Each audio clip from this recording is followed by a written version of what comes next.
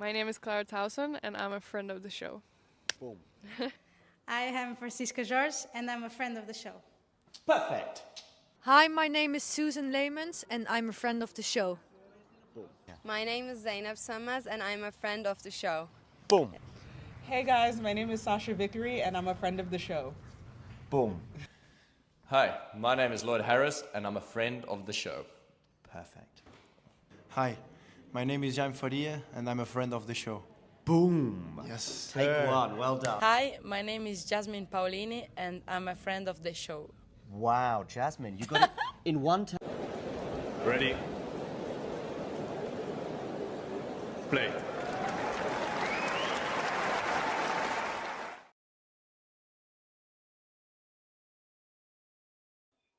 Good afternoon, good evening, good morning, whatever time it is in the world, wherever you are tuning in from. I want to know, where in the world are you tuning in from? I'm in Germany.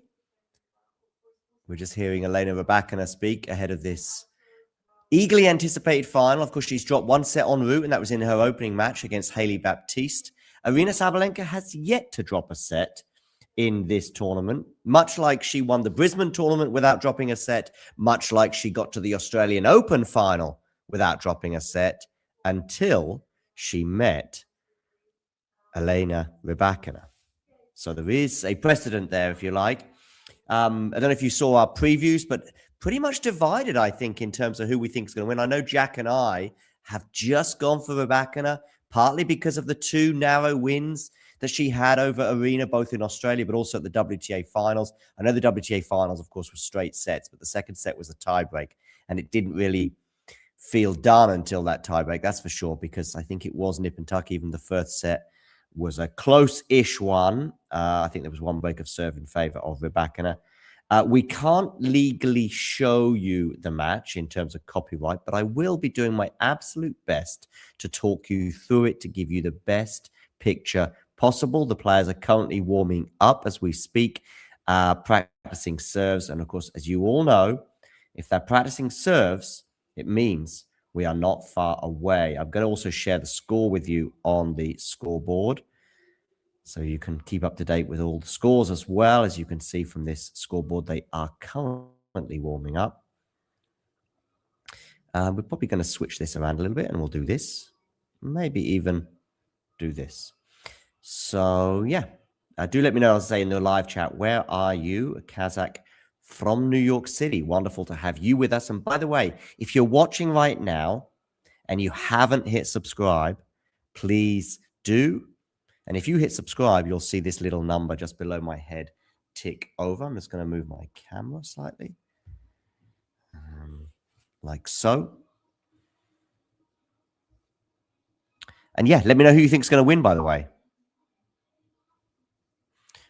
As I say, I've just gone for Rybakina, but it is a nip and tuck scenario. We'll have the men's final as well later, so make sure you join us for that too. Excuse me. The head-to-head, by the way, is, I think, 4-3, is it, for Rybakina? I'm going to check. Maybe even slightly more matches than that. The match is just getting underway. We do have Rybakina to serve first. I'm not sure if she won the toss or not. Oh, 8-7. And it is in Sabalenka's favor. So it's one more for Sabalenka. Has Sabalenka ever won this tournament? No, she hasn't. And hi to Siddharth, who's tuning in from India. No, she hasn't. She's been in two finals, including a year ago when she was up a set on Mira Andreeva. And really, kind of in charge of that final. I remember doing the final with Mario. I think he was less confident about Sabalenka win even after she won that first set. But I felt pretty good about Aryna's chances. But maybe that was the beginning or the early stages of a pattern that we've seen over the last 15 months, where Sabalenka has been very, very, very, very close to winning so many tournaments. And she's won a lot. She won Brisbane this year. She won the US Open last year. She won Cincinnati last year. Did she? No, she didn't win Cincinnati last year. No, she didn't. But she did win Madrid last year. She did win. What else? She won Miami last year. So many tournaments that she won last year and this year as well. And yet there were also some pretty big ones she missed out on. Serving to stay in the match against Madison Keys. She goes down 15-40 and ends up getting broken for the match with some just lights out tennis for Madison Keys. The aforementioned match where she was up a set on Mino Andreeva, but it slipped away from her in Indian Wells. French Open final, of course, Coco Gauff in charge of that one at certain stages, but the wind and also Coco's defense eventually got to her. Rybakina held, by the way, in the first game of the match. Y no puedo, Santi Max, no es posible, no es permitible, y lo siento, pero puedo hablar durante el partido para explicar todo. Okay, that was in Spanish. I don't speak Russian, but I'm guessing there's some support here for, I think, Elena Rybakina in the live chat. Yeah, New York City, by the way, is where this person's watching. Oh, we've got someone from Germany here as well. Vico, where are you in Germany? Because I'm in Bonn in Western Germany. If you're watching on YouTube, please hit the like button. Also hit subscribe. And if you hit subscribe, watch this number below my head tick over. Okay, Sabalenka is serving 15-love because the first serve that she had returned into the net by Rybakina.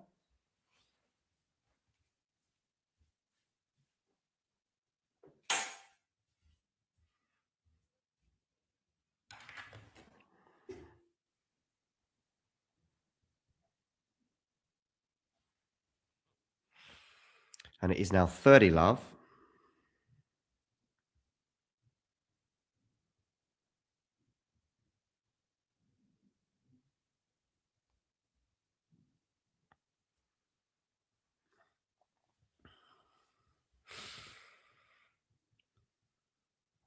So we've not had a break point for either player yet. Of course, we're only midway through the second service game of the match, but yeah, both players looking pretty comfortable at the moment on serve.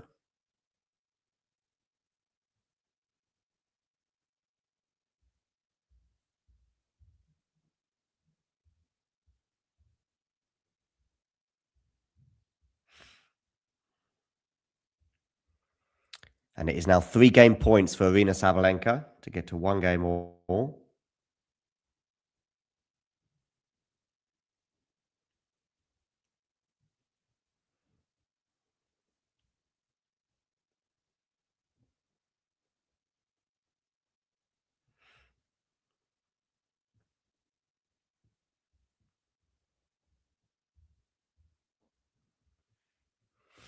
And it is now 1-1. Very comfortable so far, both players on serve.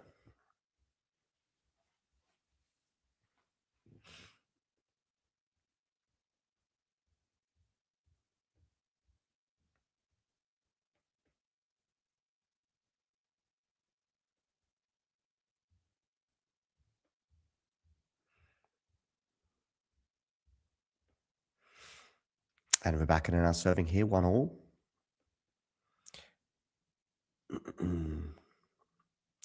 Let me know your predictions as well for this particular encounter in the live chat.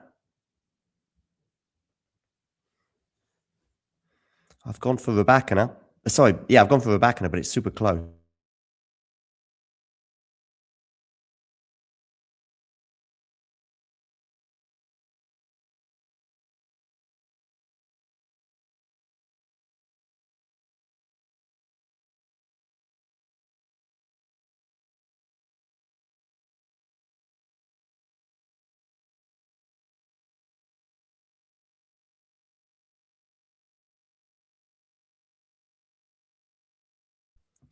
Some breaking news from Talking Tennis Towers is that Yuki, the dog, has made a huge hole in the garden. I know you all wanted to know that, but anyway, back to the tennis. 30-love here on the Rybakina serve. Yeah, I've gone for Rybakina just because of these 2 recent wins that she's had. Obviously, closing the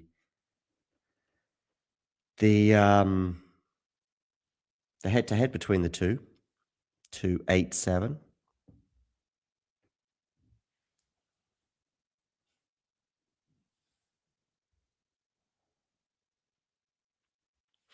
It was a much more comfortable scenario for Sabalenka before that because it was 8-5 until these back-to-back wins. Okay, 40 love hits. Rybakina serves. Backhand return from Sabalenka. I think Sabalenka is arguably the best returner in the world, but that forehand from Rybakina, not great, 40-15, is... Where are we at with Rybakina in terms of her game? Best server in the world? She's in that conversation.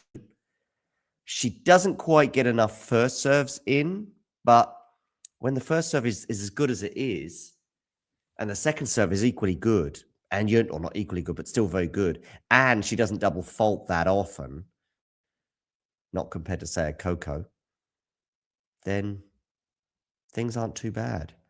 Okay, 2 game points still here for Rybakina at 40-15. It is a second serve. Sabalenka does half decently on that return, but actually she's often better than that, I would suggest. But anyway, we're into the rally on the forehands right now. Now into the backhand of Rybakina, and it's going to be that's going to go long from Sabalenka. She didn't quite get her feet out from under her. It was a body-ish shot.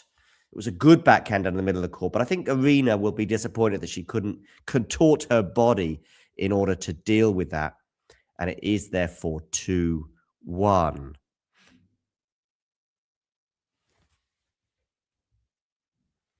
View U25. Good to hear your opinions in the live chat. Please, can you hit the like button, but also hit subscribe just below the screen and watch this number tick over. And you will know that it was you who made that difference, and you can do a little dance.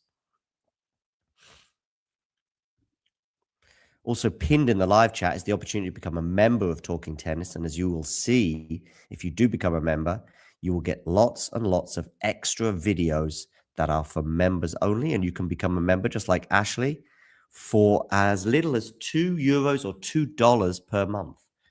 So, yeah.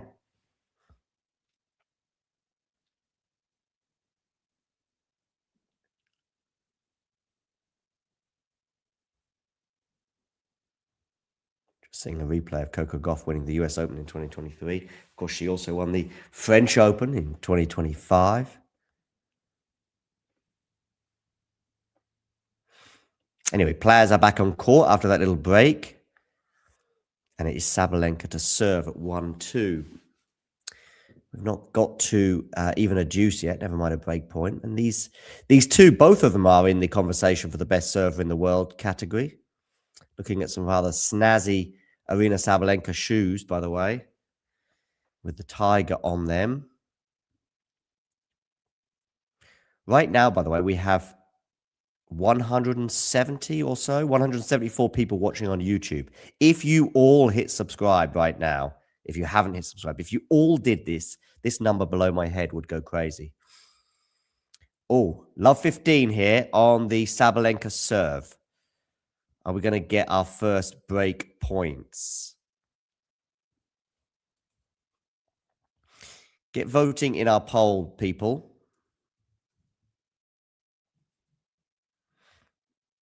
Between Sabalenka and Rybakina.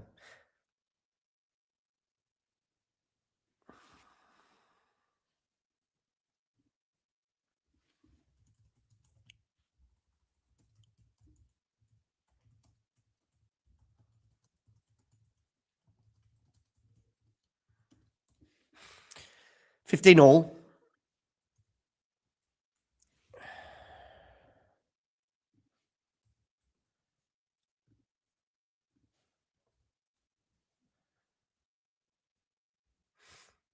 And it is now 15:30.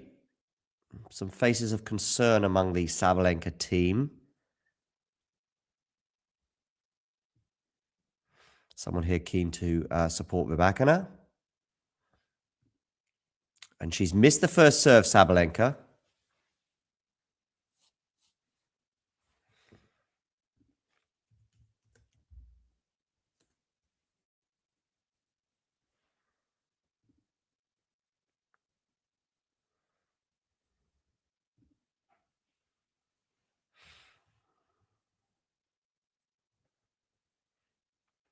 But it is 30 all now.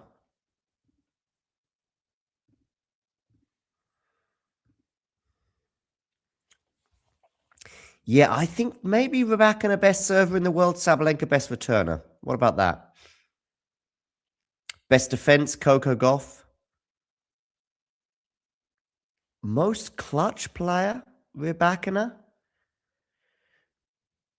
Best forehand or best movement, Swiatek. Particularly on clay, but maybe even across hard courts as well.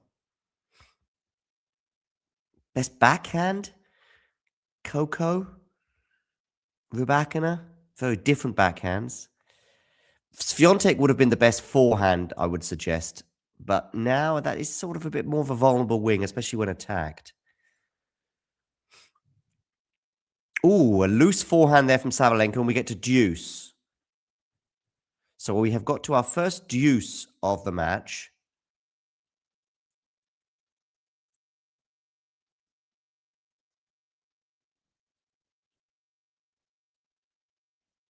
Yeah, I think Rybakina's got this, and this will be Sabalenka's third Indian Wells final loss. So the first one didn't seem to bother her too much. Last year clearly did. She lost to Rybakina in the first one. I think they still are good friends, but I think at the time they were very good friends. And Sabalenka had beaten Rybakina in the Australian Open 6 weeks before, so it felt like it was kind of okay. Good second serve there from Aryna. She's now on the forehand into the forehand of Rybakina. And there was good pace on that forehand from Rybakina, to be fair, but Sabalenka dealt with it really, really well, and she has an advantage now. So a game point for the Belarusian to get to 2-all.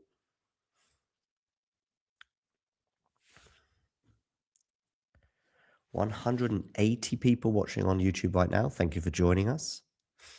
It looks like we just gained a subscriber as well. And Sabalenka has gained a point, meaning that she's gained a game, and she gets to 2-all after her serve was returned long. But now maybe it's Sabalenka's turn to make an impression, if she can, on the Rybakina serve. Of course, we will have the Miami Open, by the way. I'm just wondering when that starts.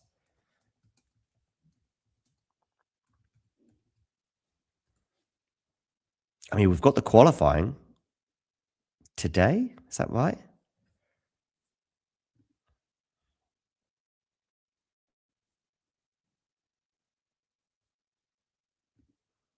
We've already got some qualifying. When is the draw for the Miami Open? 15 love here, by the way, on the Rybakina serve.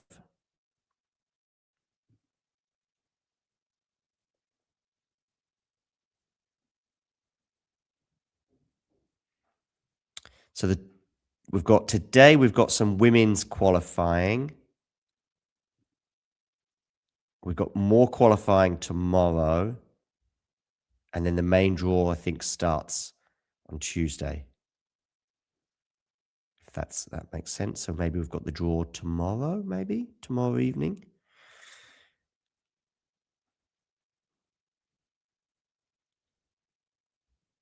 Okay, 30-15 here for Rybakina. I think Rybakina will be getting close. She's got an ace there, by the way. What are the WTA live rankings? She must be getting close to Iga Swiatek, because Swiatek will have dropped a few points, having made the semis last year, but gone out in the quarters this year. Oh, Rybakina is live ranked number 2. So Rybakina will overtake Swiatek in the rankings, whatever happens today. Oh, what about that? What about these forehands from Rybakina? Mind you, Sabalenka's deal with them at the moment. She's not going to get that one. 40-15. So 2 game points here for Elena. She's not even had to receive a deuce yet on her serve.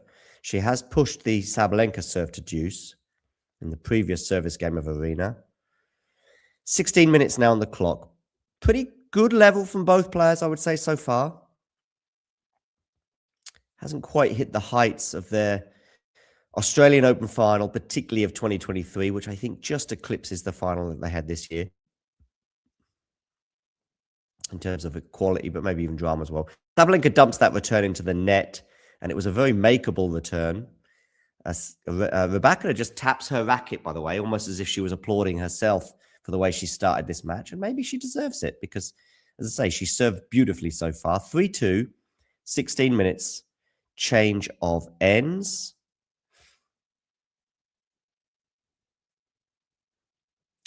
Do let me know in the live chat some of your thoughts on this match. Who do you have winning? Most people seem to be supporting Rybakina.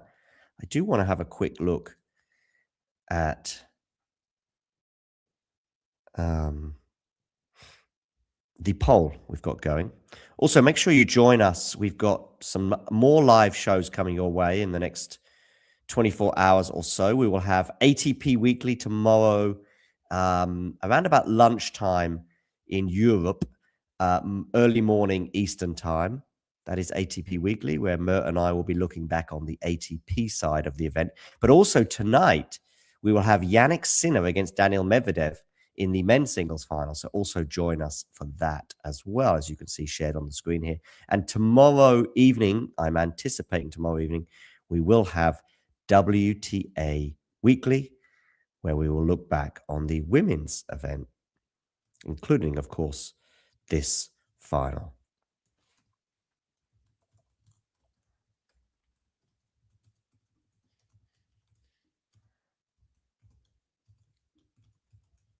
Where Elena Rybakina has confirmed she's going to be world number 2 at least. Well, she won't be number 1 even if she wins today, but she will edge closer to Aryna. And it'll give her I think if she beats Aryna today, it means world number 1 is very much a conversation later on this year. I think if Aryna wins, I think she might just, it might be enough. Obviously, it depends on how the rest of the year goes for her, but might be enough to just confirm her number 1 status for that little bit longer. I can't, even though she's got a lot of points to defend in, wow, because she went so far in all these tournaments last year. She obviously won Miami, and she got to the final in Stuttgart, and she won Madrid, and she got to the French Open final and Wimbledon semis, and I think Berlin semis maybe. You know, so there's a lot of points for her to defend, US Open champion. But I think winning today might well keep her at number 1 until probably at least the French Open, but maybe even beyond, just given how consistent she is. Backhand up the line is going to go long, so 15 all.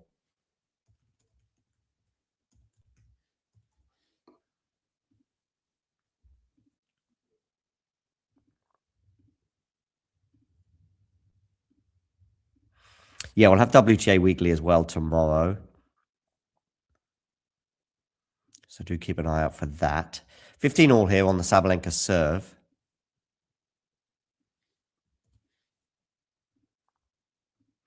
Into the rally on the forehand side of both players. That's a lovely forehand up the line. Is that backhand going to go out? No, it's going to land in. So Sabalenka's got more work to do. And in fact, she's in a spot of bother now in this rally because Rybakina has put a backhand winner up the line, 15-30. I mean, she almost got the job done there with that forehand down the line, but Rybakina did really well to deal with it and then got herself back in the rally. And once she had that opportunity on the backhand side, she didn't need a second offer, and she took it with a wonderful backhand winner down the line.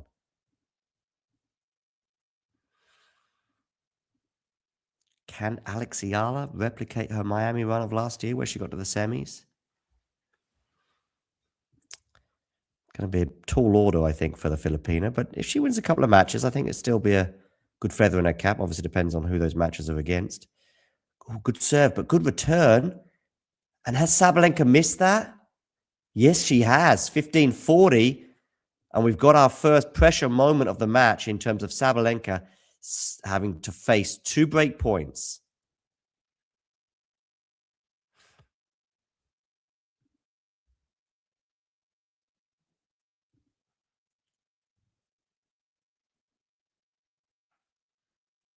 Backhand return. Backhand from Aryna. It's going to go into the net. We've got our first break of serve.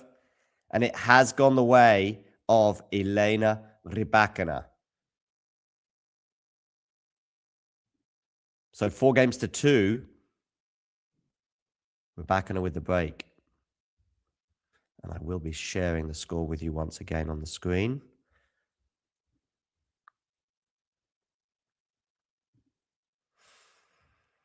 (4-2) Rybakina. Good to see you listening in, Ghosty. Even if you're doing a Jane, which is, what do you call it? Loitering? Hovering? I forgot what it is. I forget the word that she uses when she's kind of there, but not there. 4-2, second serve. Once again, Rybakina missing the first serve, but once again making the second. It's a good backhand from her. Aryna can't deal with it. That backhand, like I say, I think it's a conversation. Who has the best backhand on the WTA Tour? Coco or Rybakina? What was Big Call John's prediction for this match? Elena Rybakina. Elena Rybakina to take the title. Maybe just edging it. That was my call. Serves down the tee, goes past Aryna Sabalenka, and it's 15. It's now 30 love, sorry. That's an ace. She is, of course, both the ace and the ice queen of the WTA Tour. Last year, I think she hit the most aces on the tour since Pliskova. And I don't think she even had that great a year until the WTA finals, not by her lofty ambitions and lofty standards. I mean, did she make a Grand Slam semi last year? I don't think she did. My feeling is that, it was a second serve there, but it was very close to being a double fault. I think Sabalenka thought it had have been a double fault or was a double fault, but no, 40 love. I think her last Grand Slam semi would have been Wimbledon 2024. Yeah, they did land in. Caught Aryna by surprise. 40 love, so 3 game points here for Rybakina. And it's an ace. The ace queen strikes again.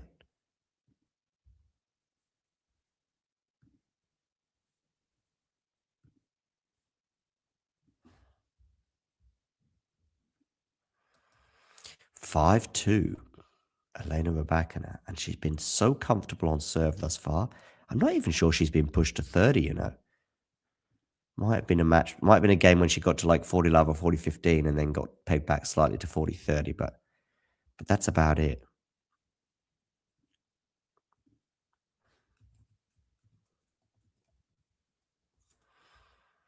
So 5-2.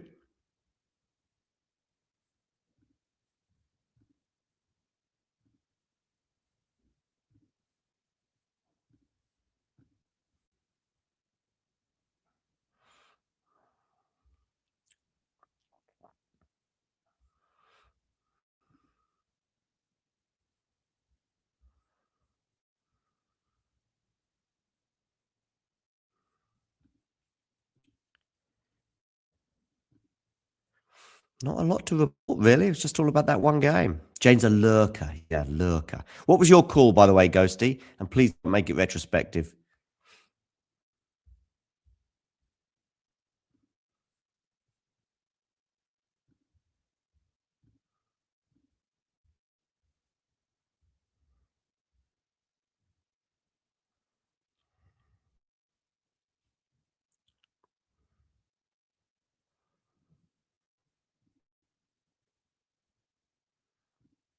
Little darling, do do do do. I'll say.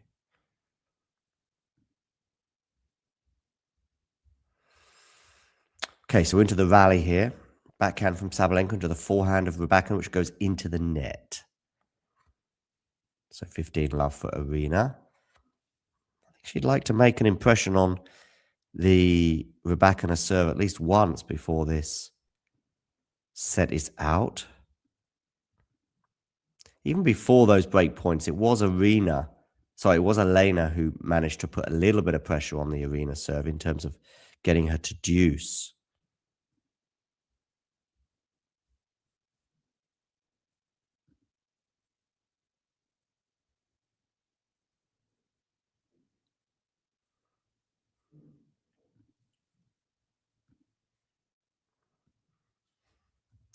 Give us a follow on Instagram, by the way, at TalkingTennisTT. Second serves 1. Look at that. 43% for Sabalenka. And I think it's like 80 plus for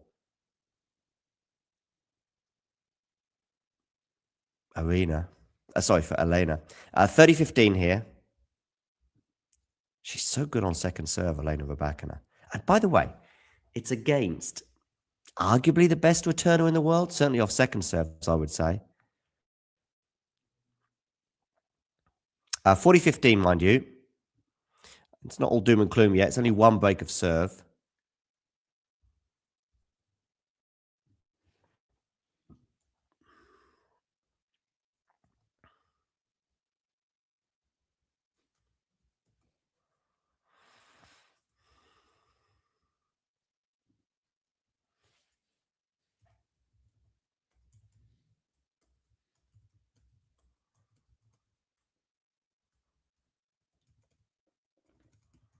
Okay, hold of serve there, 5-3.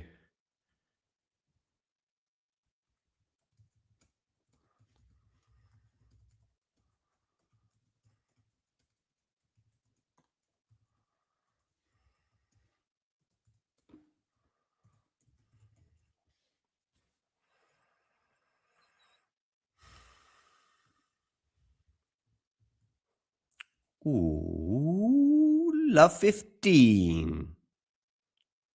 So a little chink of light for Aryna Sabalenka to begin this game.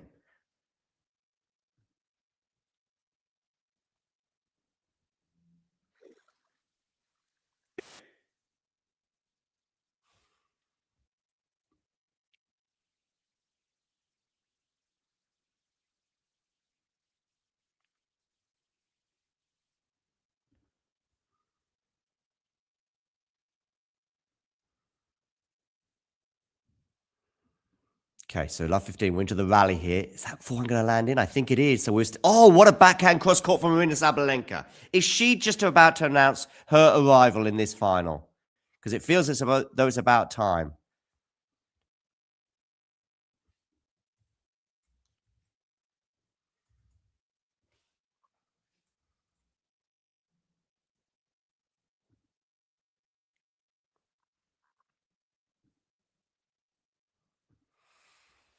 Okay. Love 30.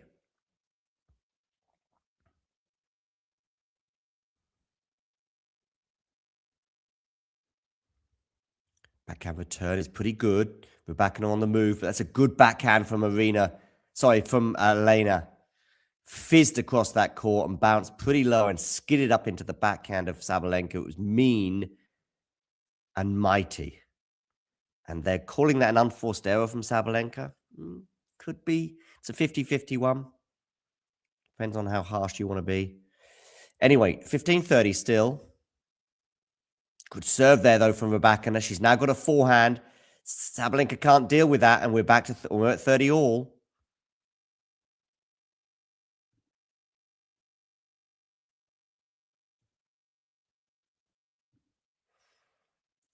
So, 30 all here. Rybakina 2 points away from winning the first set.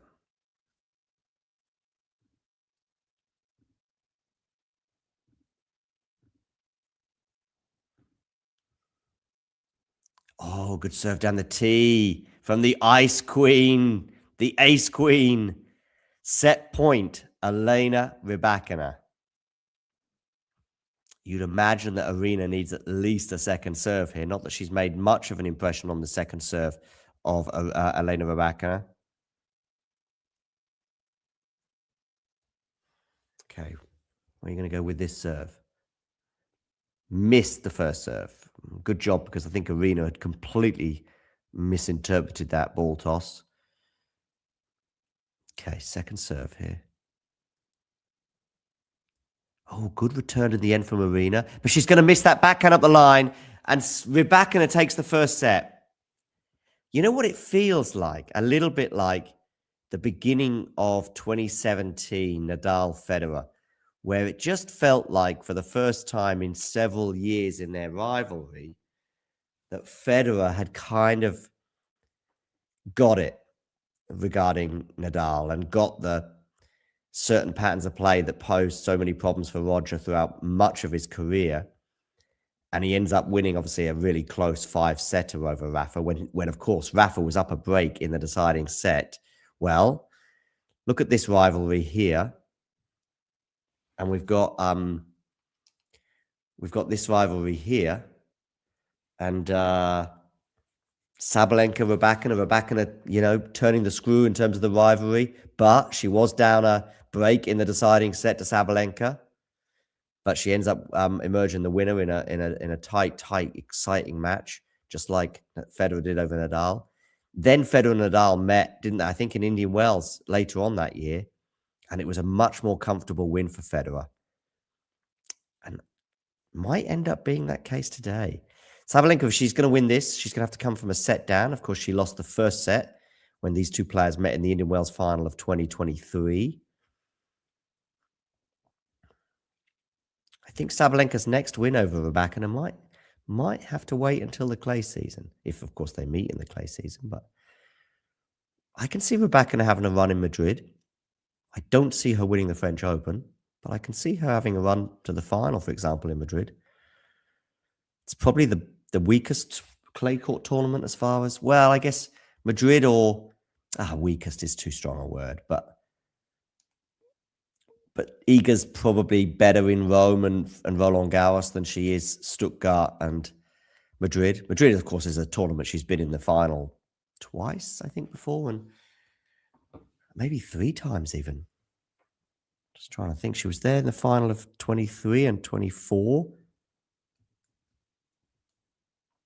Yeah, she didn't make the final in 2025. It was Coco against... and she won it in 24, didn't she? And she lost the final in 23.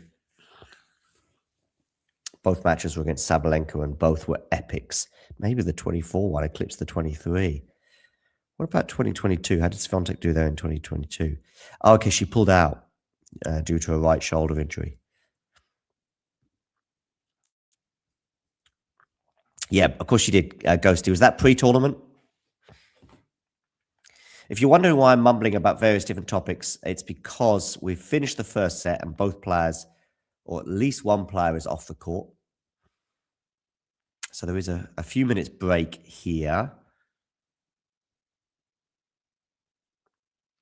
In a couple of hours, we will be bringing you the Sinner-Medvedev final, so do join us for that. Rybakina is now just returning to the court. Some love here from India for Elena. Give Talking Tennis some love, please, and hit that like button. And if you haven't already done so, hit subscribe. And a reminder, by the way, to everyone that whatever happens today, Elena Rybakina is going to be world number 2 come tomorrow morning. But it could be even better for her, given the fact that she is up 1 set to love here and pretty much in control. I'd say the only sort of threat to her serve came in that final game. Love 30 down. But then some big serves. First serves, aces. Couple of forced errors, I would argue, off the Aryna racket, where Elena's pace and precision was just too much. And that's that. And she's twice had got her teeth into Sabalenka's service games. And on one of those 2 occasions, she managed to break. That's a good return from her. Sabalenka there static. And Rybakina puts that forehand away for love 15. I don't know. Sabalenka doesn't seem to be moving that well today. I don't think it's anxiety. I think it might just be a little bit of lack of belief, which is very rare for Aryna 2.0. Aryna 2.0 is post Australian Open 2023.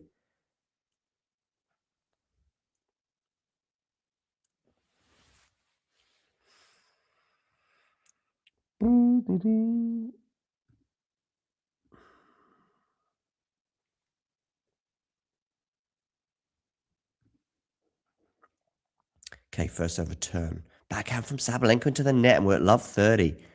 Just doesn't seem quite right today. Also, if you haven't subscribed, can you hit that subscribe button? And watch this number. By the way, when you hit subscribe as a new subscriber, watch this number and you'll see it move over. Okay, love 30 here. Are we going to get some more break points on that? It's a great return. Look how static Aryna is, by the way. Kind of just hoping that the ball comes down the court. And it should be a winner from her here, but Rybakina's got her racket, but not enough. 15-30. There you go. Look at that. A few people clicking subscribe, and you see that number move.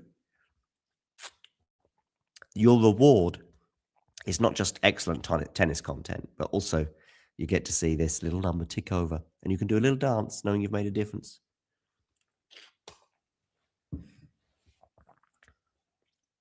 Got a second serve here for Rybakina to look at. This doesn't feel like a great start for Aryna.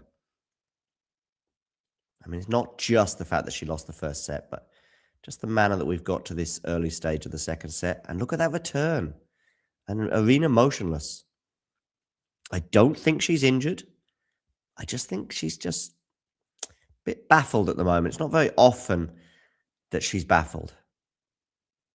I remember her comments after she lost to Rybakina in the WTA finals last year, and I think she thought that maybe Elena was just a bit lucky that day.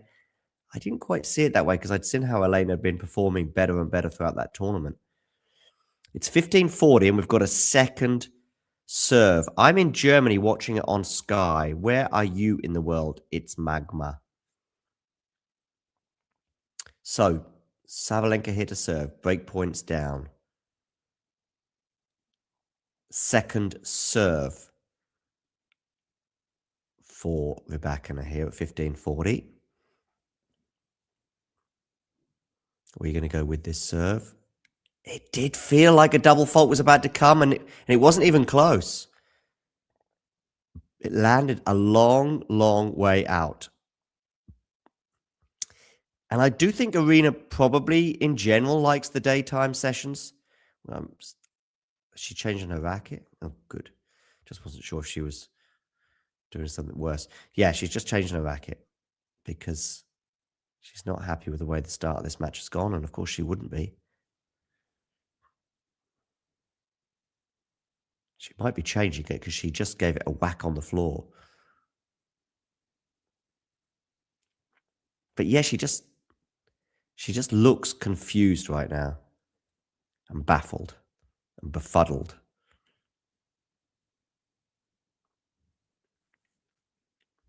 I think she just feels as though Elena's not missing at all, which is kind of true. But she's a long way from her absolute elite level. Okay, Elena comes into the net, which I'm not sure was the best of decisions, and ultimately loses the point. She has a point-blank range volley, which she can't deal with, and it's love 15. It's an unusual decision there for Rybakina. I just wonder if she got a little bit distracted by some of the things going off down the other end of the court. I think it's now time for the real Aryna Sabalenka to stand up, because I don't think we've seen her so far in this Indian Wells final. It's going to be a second serve here at love 15. Remember, she did get to love 30 on the Rybakina serve. Is she going to get to love 30 again? Yes, she is, with an excellent return that's helped set her up with this point win, basically with a backhand winner down the line. She's really got to make an impression on the Rybakina second serve. She's going to get lots of second serves. You always do with Elena Rybakina, because she misses a lot of her first serves compared to most of her peers. The problem is her second serve is normally pretty good. It's almost a hybrid served. Okay. Rybakina here, love 30. Good serve down the tee, but Rybakina again in no man's land. I don't know what she's doing there. Too much inside the court. She doesn't need to be that far inside the court. And Sabalenka punishes her, love 40. Everybody in the live chat, let me know who you think is winning. Put S for Sabalenka and R for Rybakina. We've got our first break points here for Aryna Sabalenka. As I said, I want a real Aryna Sabalenka to stand up. Let me know live chat. R for Rybakina, S for Sabalenka. Click return in the live chat right now. Oh, has Rybakina missed that? She has. How did you miss that, Rybakina? It was a great serve out wide. Sabalenka did well to get her racket on it, never mind get it back in play, but still, there was an easy put away for Rybakina there that she didn't take. So I need to see some votes here in the live chat. S for Sabalenka, R for Rybakina. Hit that in the live chat right now and click return. Is that the change of momentum? Is that the change of direction? I still feel as though Rybakina wins this one way or another, but at least now it's going to be a fight. 15 love.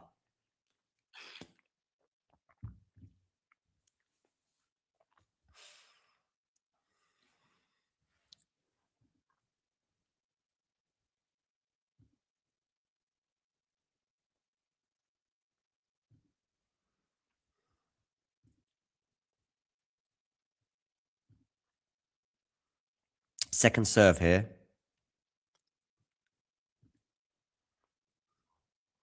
Forehand return from Rybakina. And Sabalenka's not going to deal with that forehand. She's going to go long for 15 all. Doesn't want to be given that break back immediately.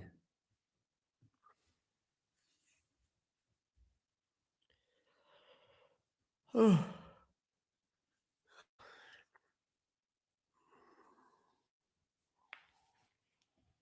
would like an early night tonight, but I don't know if I'm going to get it. It means probably Sinner and Medvedev in particular are going to have to give me a nice straight sets win, one of them.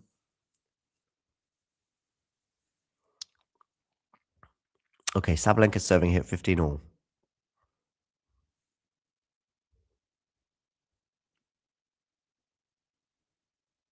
Forehand return into the forehand of Sabalenka. Backhand Rybakina, backhand Sabalenka up the line, but goes into the net. So 15-30. Yeah, 15-30.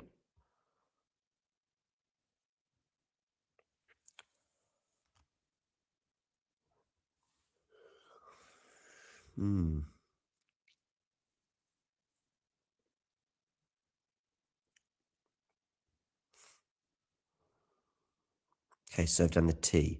Forehand from each player right now. Oh, I thought that forehand wasn't going to go over the net from Rybakina. That one doesn't, 30 all. Sabalenka needs to get some holes under her belt. She has at least now broken the Rybakina serve. Albeit, I think Rybakina kind of gifted that. Maybe some of her second serves weren't quite up to it. But then there was that final point as well, which I know she still would have had 2 more break points to save, but you get to 15-40, you got a chance.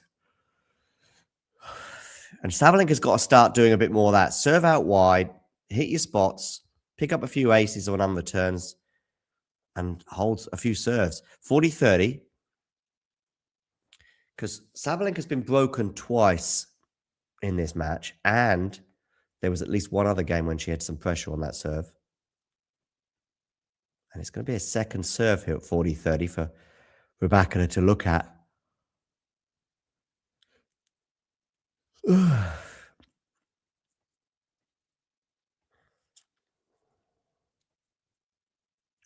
Oh, double fault again. She double faulted to get broken in the first set. And what perturbed me about that double fault in the first set when she did get broken was just how far out the second serve was. She completely messed up her service motion. And it was kind of far out then as well. That's her third double fault in the match. And Rybakina, even though she doesn't get a huge percentage of her first serves in, has yet to hit a double fault. First serve lands in there from Sabalenka, and Rybakina can't deal with it. So it's going to be a game point for Aryna.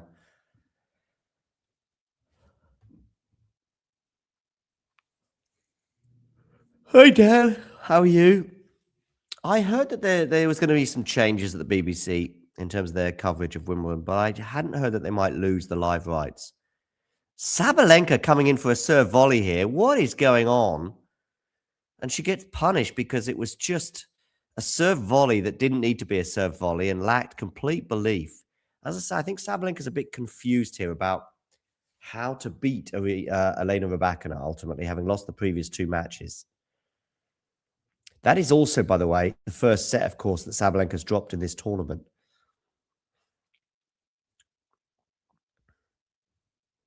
Where are you going to go with this serve, Aryna? Out wide, but it's a great return. And look at that. Sabalenka so slow to react. Break point for Elena Rybakina.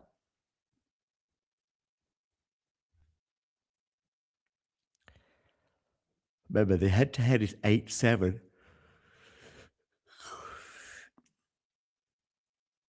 But Rybakina's won the last 2 and 3 of the last 4. So she won in Cincinnati as well before losing in Wuhan and then winning in the WTA finals. And in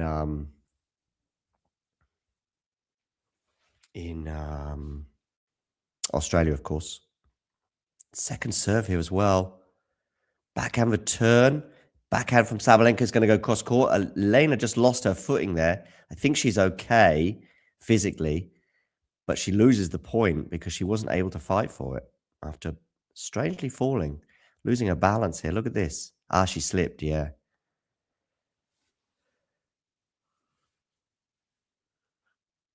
Okay. Deuce. I think that'd be the first break point that Sabalenka saved today. First serve goes into the net here from Aryna.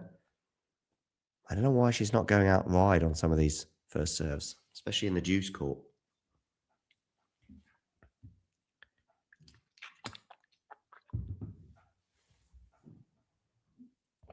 Backhand return.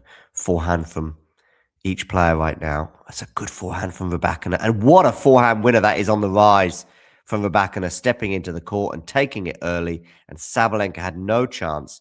We have another break point for Elena Rybakina. Look at that. Nonchalant, really.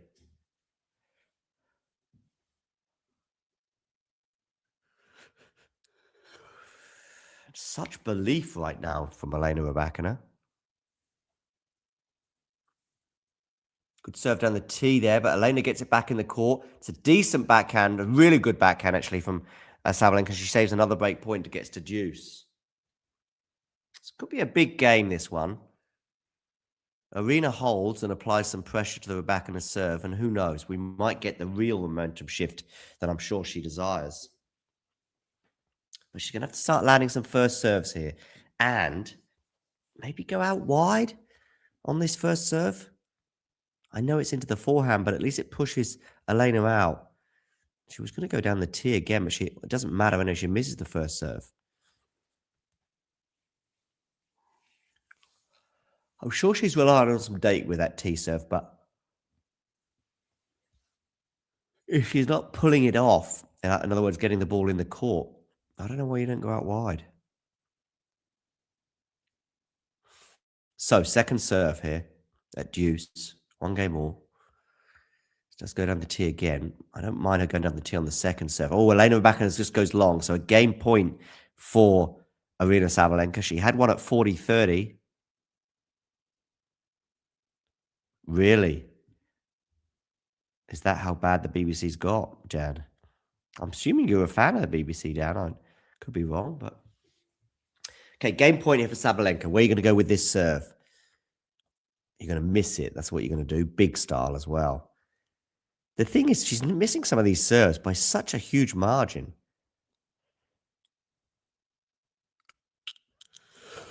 Oh, dear. Second serve here for Rybakina, and she steps in on it. And she does do a great return, but then she doesn't deal with that volley. And Sabalenka's just relieved to get out of that service game, having saved a couple of break points. So, 2-1. Change of ends. We'll take a quick break. Ready? Play. And if you're wondering what this little thing is, well, let me tell you now, whether it be tea, coffee, or merely water, it tastes so much better from a talking tennis mug. And you know what? They can be yours if you wish to purchase one from our website. We've also got bags and stickers and hoodies and notebooks. Mira Andreeva.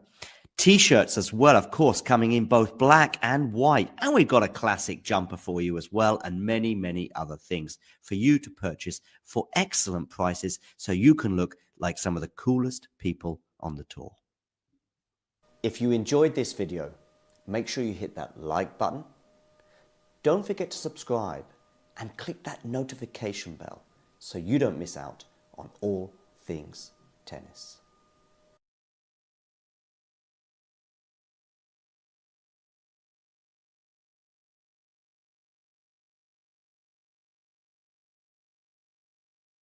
Okay, we're back, people. And that talking tennis merch that I just mentioned is here. Going to just post that in the live chat.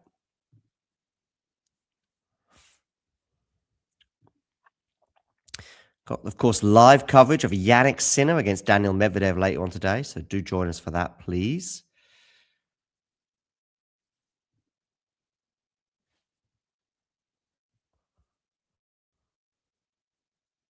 Oh, I see Rybakina, by the way, winning the poll I've got going by some margin, 69% of the votes. Okay, we're on the forehand of Elena. It's going to be a forehand winner, 15 love. Do make sure you hit the like button, by the way. And if you're new to the channel, hit subscribe. If you look just below the screen, there'll be a button where you can just click subscribe. And you can also hit that thumb up as well. To the right, of course, of the thumb up, you'll see a thing called share.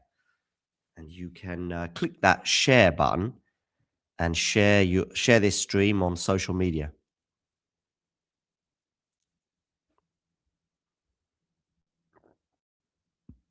Oh, cross-court winner there from Elena Rybakina.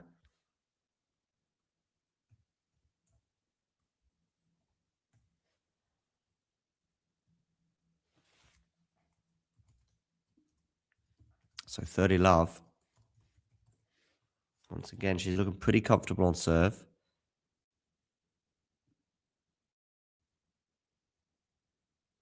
Oh, I see Djokovic has withdrawn from the Miami Open with a right shoulder injury.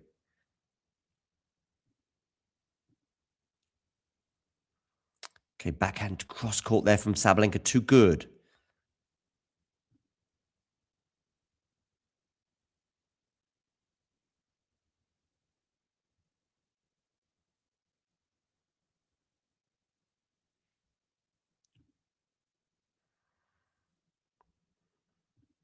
Do you keep voting in our poll, by the way, as to who you think is going to win?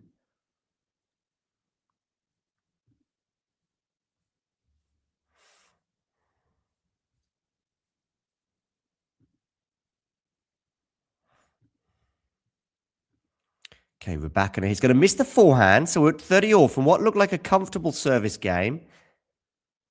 Great backhand cross court there from Sabalenka, gets it to 30-15, and then a short ball, but it was probably a little bit too close to the net for comfort, which made it a bit more difficult for Rybakina to whip it up and over and keep it on the island.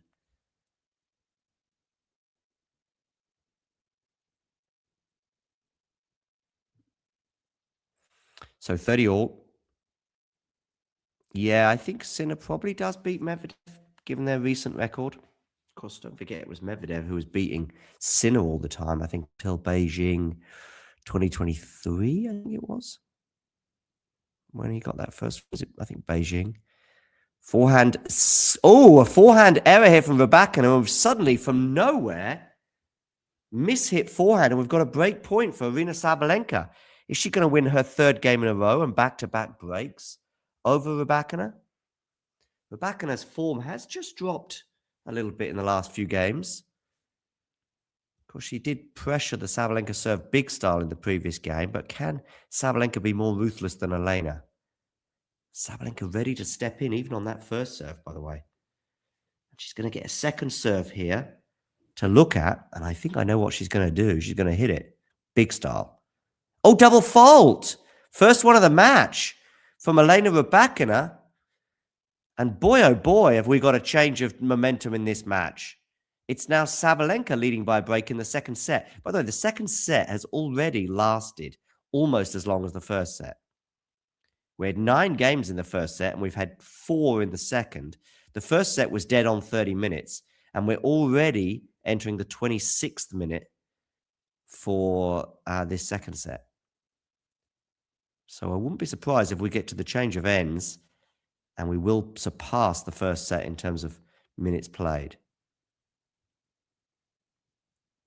First serve missed from Aryna Sabalenka, so a second serve here for Rybakina as she hopes to stem the tide.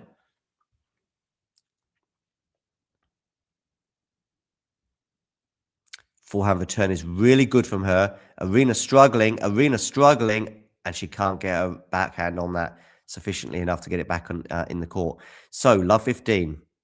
Great return there from Rybakina.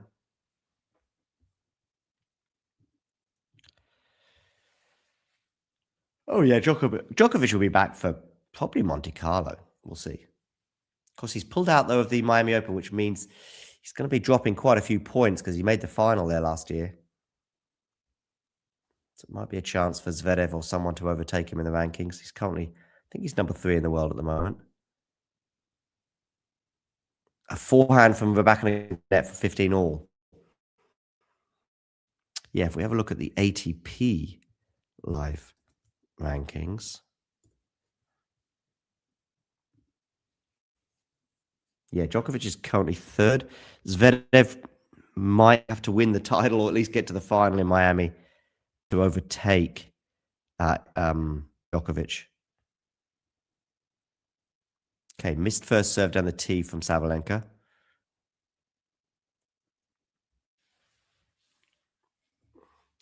A good run from Zverev will give him a chance. Maybe semis, maybe the final in Miami.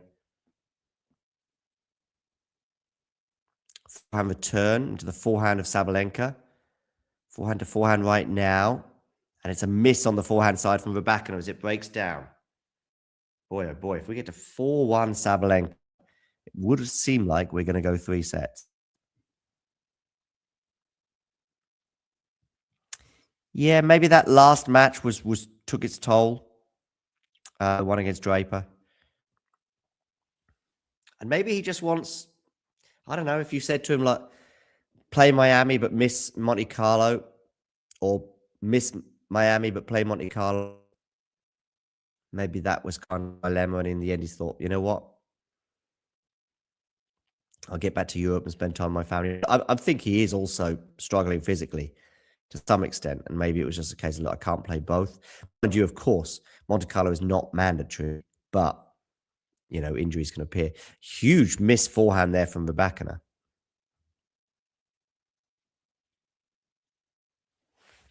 I think he probably hoped to play both Indian Wells and Miami. But, of course, last year, he went out super early in Indian Wells. Then he lost his first match, I think, to Botic, Van Danshoop. And so then it was like, okay, off I go to Miami. And he's a year older, of course, at the moment. 40-15 here. 2 game points for Sabalenka to get to 4-1. Has she stepped it up? Not really. I think Rybakina has dropped off.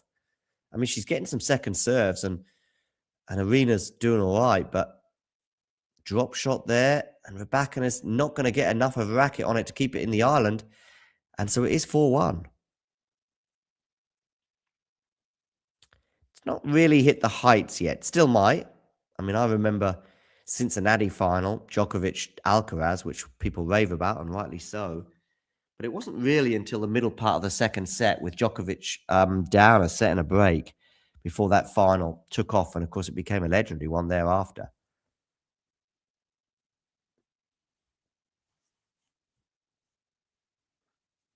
Yeah, I know.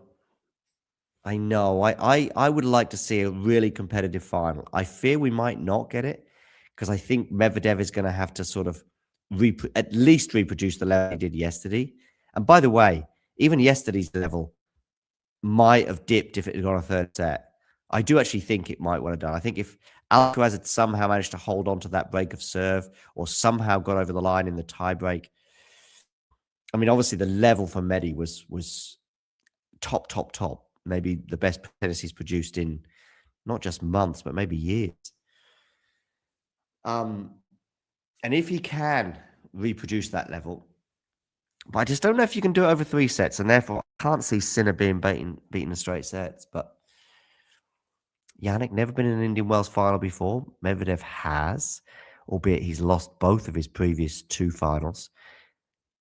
Aryna Sabalenka, by the way, has also been in 2 Indian Wells finals and lost both of them. So her and Medvedev have that in common. But Sabalenka is fighting back in this Indian Wells final. We will, Matthew, of course, have that match live on the channel. Another good week, by the way, for Arsenal, right? Seeing Man City drop points yesterday. I think as long as you avoid defeat at the Etihad, the title's yours. I mean, you could also now, because of this margin, lose at the Etihad and still very much win the title. But if you just leave the Etihad, say, 3 points ahead rather than 6 or something more than 3, I think if you can leave the Etihad 4 points or more in front, as in like, oh, look at that forehand cross court from Rybakina. By the way, I looked at the table today, just mathematically. You need 3 wins from your last 8 games to mathematically put United out the title race. United were never in the title race, I know, but it was something that I think some of us were just dreaming. We just needed you to lose, but we couldn't afford to lose. We had to win all our games and hope that Arsenal dropped a few more points to just enter the race. If we'd beaten Newcastle, for example, and you hadn't beaten Everton, or you hadn't beaten double fault there from Rybakina, that's 2 now in this second set. Just at that point when I said she hasn't double faulted at all, I think there was 3 double faults off the racket of Sabalenka, and Rybakina hadn't double faulted at all. But now she's hit a couple, and this set is getting away. Yeah. Did that end in a draw, by the way? Liverpool, I saw it was 1-1. I watched that match, or I watched the latter stage to the latter stages, but then I had to switch to this one. Yeah, 1-1. Yeah, although I still think that that's obviously a good point because of Spurs being away at Liverpool and the differential in the table and the quality and the level that the two teams have been producing in recent months. And, of course, you're down 1-0. But the table still doesn't read great if you're Spurs. But they have got a good goal difference. That might be enough to keep them up. The goal difference, and now, of course, that point advantage.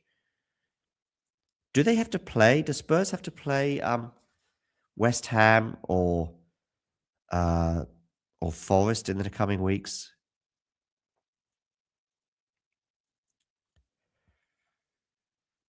Just looking at... Okay, not Liverpool. I need Spurs.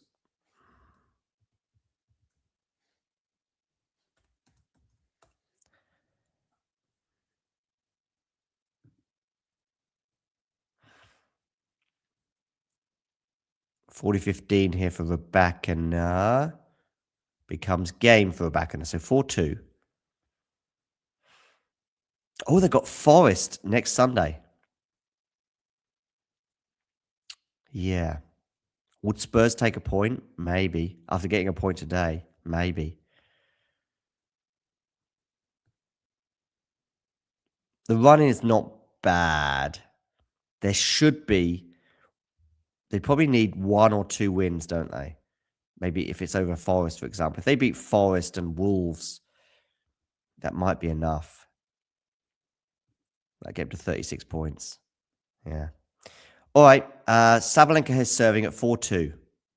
She'll be keen to get to 5-2. Good forehand there from Aryna. But that forehand's going to go long, so it's love 15.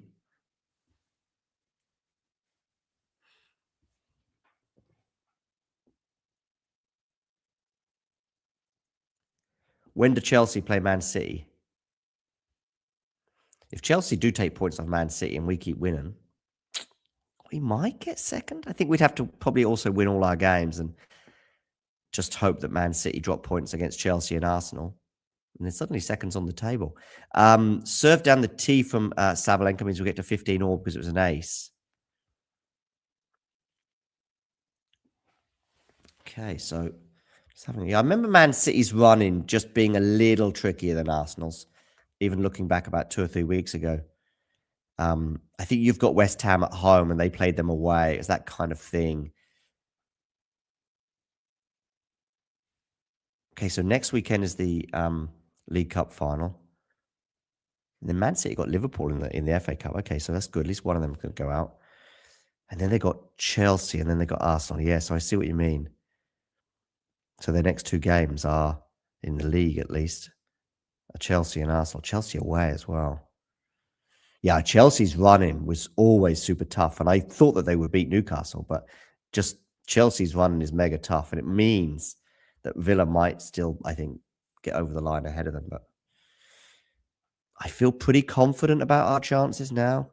We won today. Chelsea lost. Liverpool drew. Villa obviously lost because they played against United. So I think we should be all right for the Champions League. And third is very real. Ooh, Sabalenka here in a spot of bowler. 30 all. Misses that forehand cross court or puts it into the net.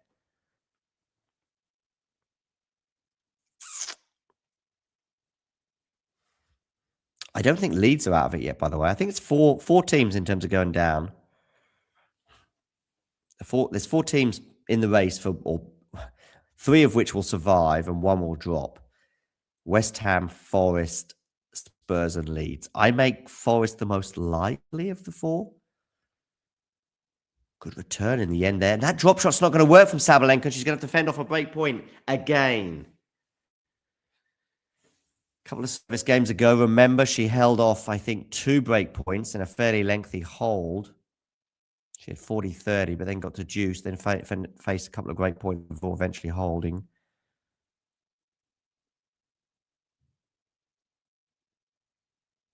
They may be off that match, that Europa League, that Europa Conference, if they're playing on Thursday. And they may, Spurs obviously playing Atletico Madrid. They may just say, look, you go at it against, I don't know how much Spurs will even go at it because they're 5-2 down, aren't they? But I think Spurs probably at home will have to show up against Atletico. Do you know what I mean? But if Forest are away this week in Norway, yeah, I think they should just put out the reserve and hope they get a result and then just put it all into that Spurs game next week. Second serve here for Rybakina to look at 30-40.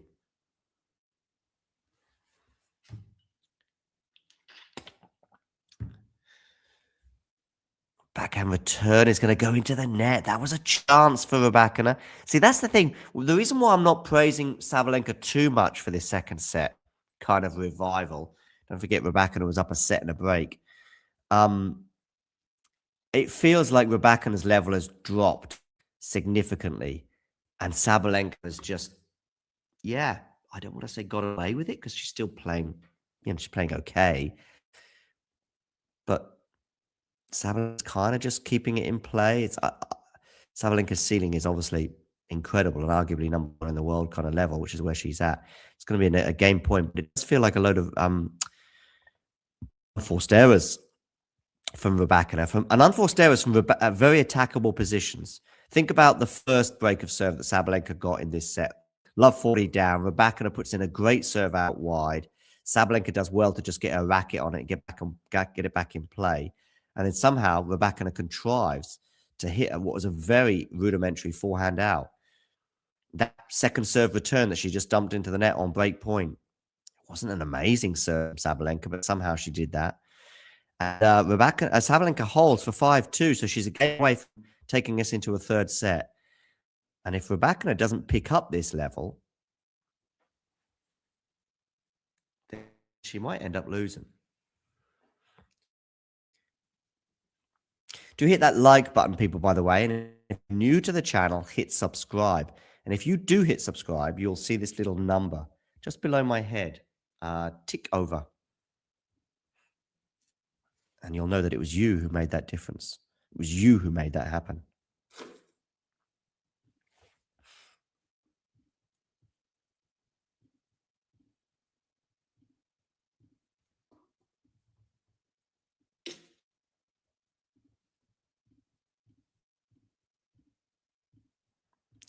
But at the moment, it looks like we're going 3 sets, which I would say for the first 40 minutes of this match, it looked anything but a 3-setter.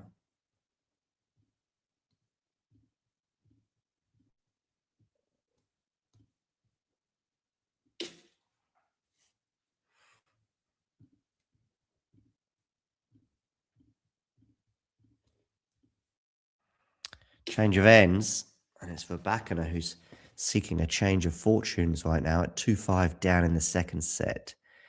She doesn't look too bothered, but then Rybakina rarely does. I mean, she looks flustered sometimes, but it's been a while since we've seen Rybakina looking that out of sorts. I'd probably go back as far as the US Open, maybe, in terms of her form, but even then it was all right.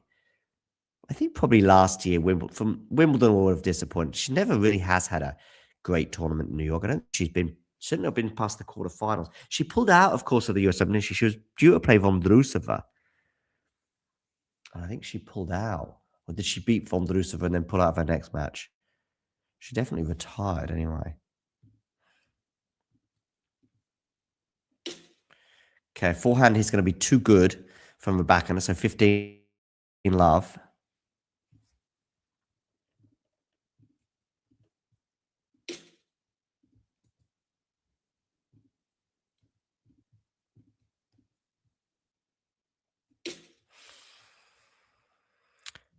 Okay, well, we've got quite a few of you tuning in right now. In fact, on YouTube, we have around about 200 of you watching on YouTube right now. Yeah, around 200 of you watching on YouTube. And if you all hit subscribe right now, not only will you blow up the internet, you'll also blow up our subscriber count. And you'll see this number tick over. And you'll see the subscribe button just below the screen. Just click it and watch this number. Tick, tick, tick. Okay, 40 love now for Rybakina after some good serving in this match, in this game. And even the second serve is back to doing the damage that yeah, I think she has the best second serve in the world. I think Coco, when she lands it in, can probably be in that fight. But that, by the way, that shot down the middle of the court has caught out Rybakina, caught out Sabalenka so often today. Just hitting it hard down the middle of the court into the sort of feet area, so it bounces up quite low in front of Sabalenka. It's one where Sabalenka would consider taking a step back on, and yet it doesn't bounce up that high. 40-15, mind you. There we go. You see what happens? That's what happens when you hit subscribe. How cool is that? You can see it go up in real time.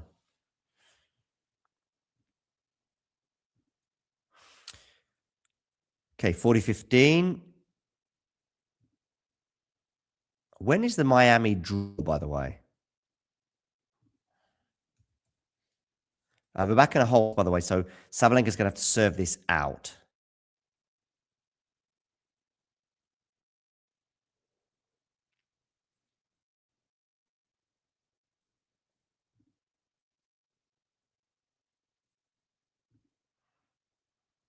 I'm going to see if I can find out where the Miami draw is.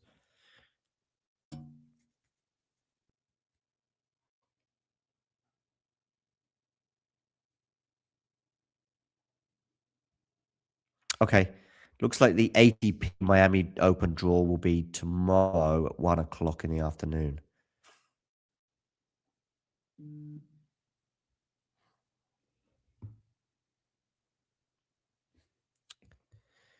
And it is love 15 here on the Sabalenka serve.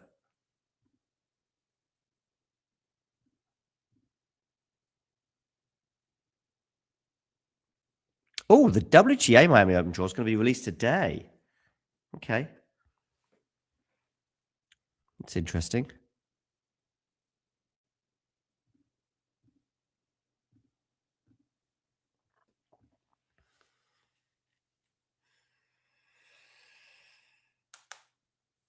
Okay. And it's love 30 here on the Sabalenka serve. Woo! Hairy moments for Aryna. She tried to serve out this set.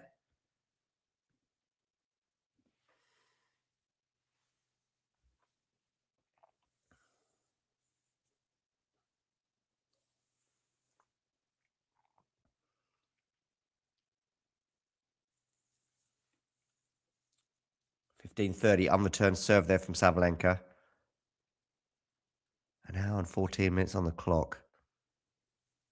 Maybe it's just too damp. It's so hot today. And I think it might be affecting the quality of this final as well.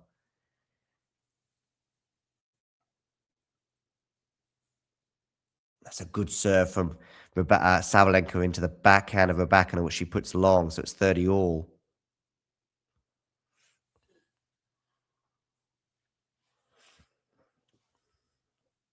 Some good serving there from Aryna, just when she needed it most.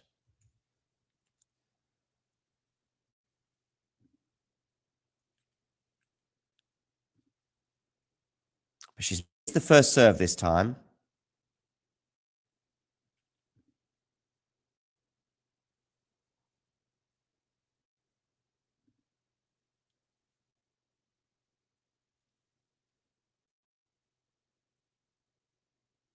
Okay, forehand cross court from Aryna. I think she's going to miss that. And we're going to have a break point for Elena Rybakina.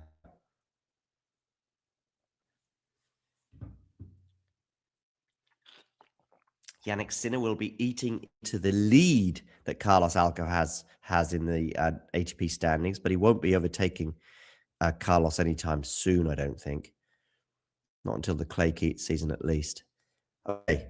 Sabalenka serves down the tee. It's an ace. And look at that. Clenched fist. Serve down the tee. Ace bringing up deuce. Now go out wide with this serve into the deuce court. land it in, go out wide. And I think you win the point. I think you're 75-80% chance to win the point if you do that. Didn't go out wide far enough. And so Aryna Sabalenka. Oh, but what about that backhand down the line? That is world class. She followed my advice by going out wide, but then Rybakina did a great return, but it didn't really hit the spot that I was hoping that Sabalenka would, from her perspective, hit. But anyway, we've got a set point here for Aryna Sabalenka. 5-3, her advantage. Body serve this time, but what a return from Rybakina to save the set point. All right, maybe this final is coming alive. Deuce. Are we going to get another set point, or are we going to get another break point here? Look at that gap between Sinner and Djokovic in the world rank. It's just insane.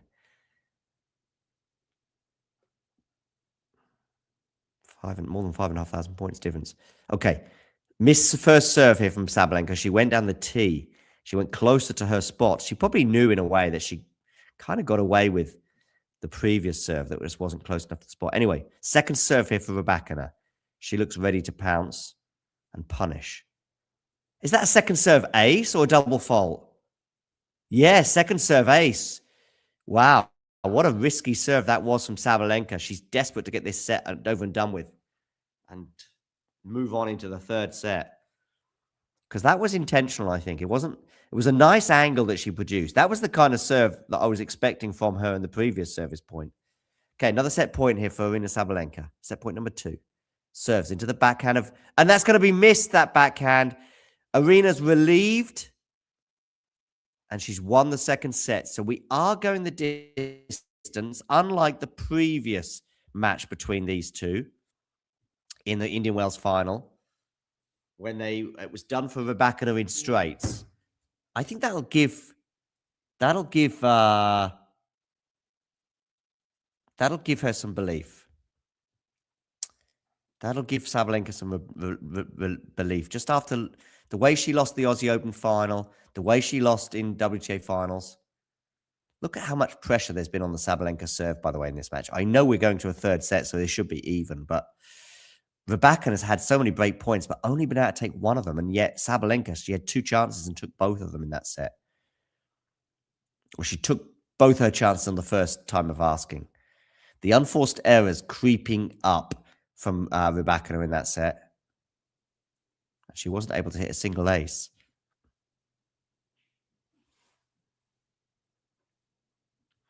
For those of you just tuning in, do hit that like button. And if you are new to the channel, hit subscribe. Also, give us a follow on Instagram at TalkingTennisTT. Also, some breaking news on the ATP side of things is that Novak Djokovic has withdrawn from the Miami Open with a right shoulder injury.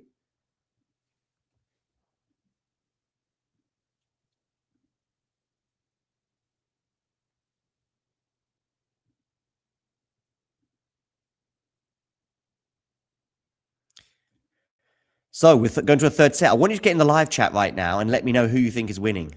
Who's going to win this match? If you think it's Sabalenka, I want you to click S and then hit return. If you think it's going to be Rybakina, I want you to hit R and hit return. All right. Here we go.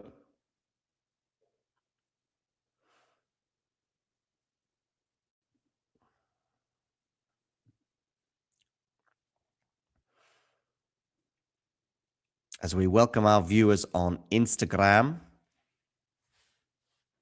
Welcome, people. We are live on Instagram at TalkingTennisTT, and we're here to begin the third set. Rybakina has won the first point of the third set. I still think she's been the better player. She just hasn't taken her chances, and her level has dropped a little bit. But if she can get it back to a reasonable level, I think Aryna is still there for the taking. She's going to have to reduce those unforced errors and take her break points chances when they come. Oh, what a forehand that is from Sabalenka, though, forcing Rybakina out wide, and we are at 15 all.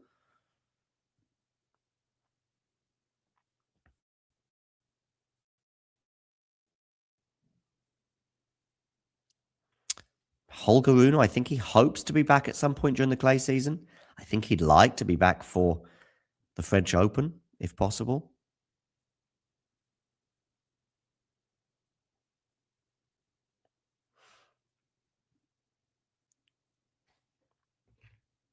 Joseph here is going for Rybakina. Joseph, if you haven't hit subscribe, can you click on that subscribe button for me? If you have already done, don't worry. Then chill. Chill, chill, chill.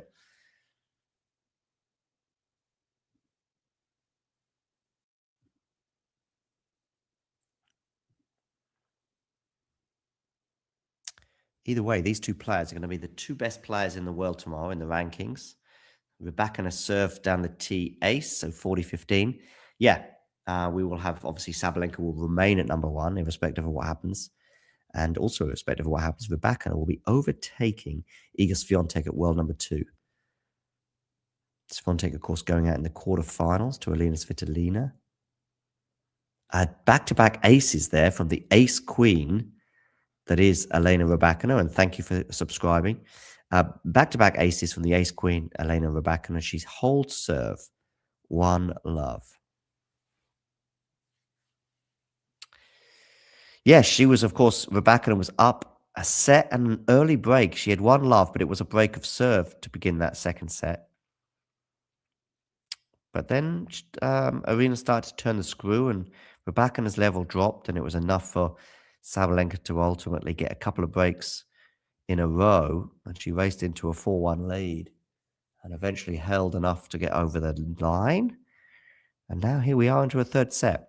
But first advantage or first move is from Rybakina, as she holds serve for 1-love. So now the pressure is on Aryna, and Aryna will be continuing to have this pressure in this deciding set of having to serve second. And she's missed that first serve by some margin. Great. Thank you, Joseph. Nice to have you as a follower. Oh, and that return from Rybakina is going to go long. So 15 all.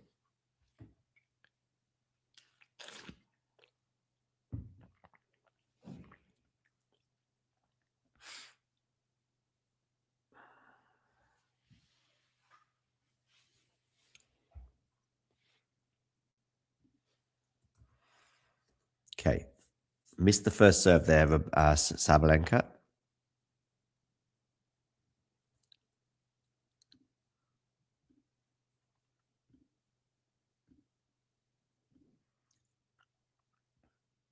Forehand return's going to miss from Rybakina. So 30-love.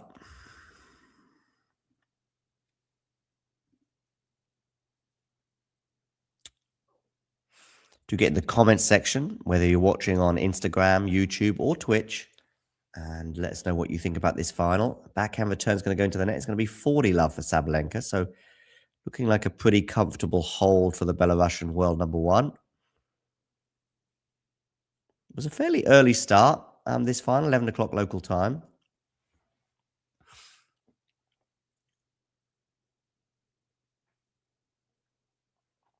Sabalenka misses the first serve. I wonder if, because she's 40-love up, whether she might go big on this second serve. Just to get over the line. No, she didn't go that big. Oh, what a forehand winner that is. That's big. 1-all. From Sabalenka.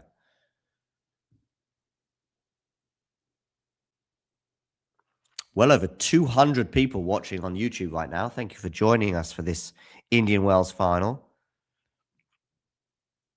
I do hope you're enjoying the action and maybe even our commentary as well. Quite a few empty seats there for this WTA 1000 final. If you're enjoying this stream, by the way, ooh, Rybakina, ooh, Rybakina. Is that going to land in? Yes, it is. Sabalenka chases it down. Now Rybakina has a drive volley that she puts away. Really, I think Rybakina should have lost that point, but it's Sabalenka who ultimately is the loser of that point. What was I saying? Yeah, well over 200 of you watching on YouTube. Thank you for joining us. If you're enjoying this stream, hit the like button. If you're not enjoying this stream, still hit that like button. Okay, Rybakina serves out wide and Sabalenka can't deal with it, so 30 love. A couple of times today, it feels like Sabalenka's not reading the Rybakina serve very well. She has, of course, broken twice, but I think Elena helped her a little bit with some of those breaks. 30 love.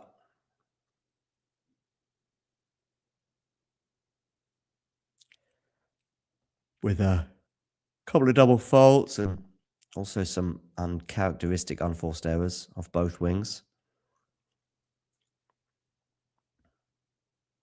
Okay, backhand return. Forehand from Rybakina is wonderful. 40 love.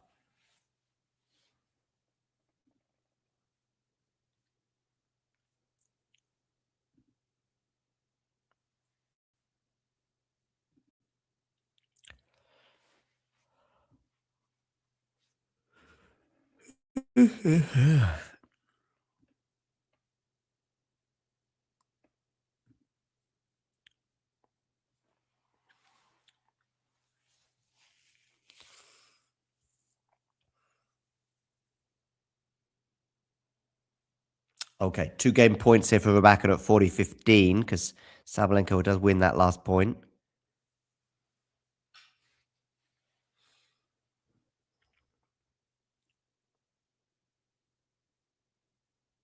Rybakina to serve. Misses the first serve. Second serve here for Sabalenka to look at. Don't think either player is really enjoying the intensity of this heat right now. It's a risky second serve, but it landed in. Now Sabalenka's on the backhand cross court. Wonderful backhand cross court. That one is from Sabalenka. 40-30. What incredible talent Aryna Sabalenka has.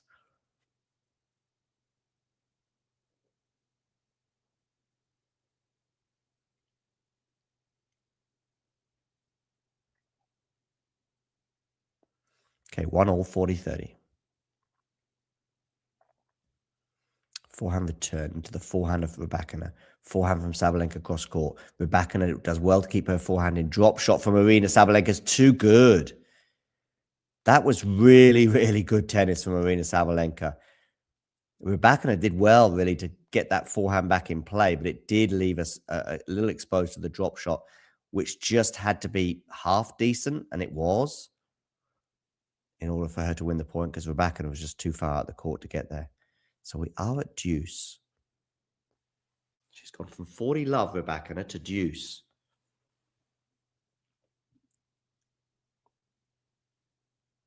Okay, we're into the rally here, and it's another one of those short balls that Rybakina has found difficult on occasions in the last half an hour to pick up and get it over the net, or at least pick it up, get it over the net, and land it in. I've seen that point a couple of times already, and on each occasion, Rybakina's lost the point. An hour and a half on the clock, and we've got a break point here for Aryna Sabalenka. Remember, though, she was a break of serve up in the Australian Open final. That came and went.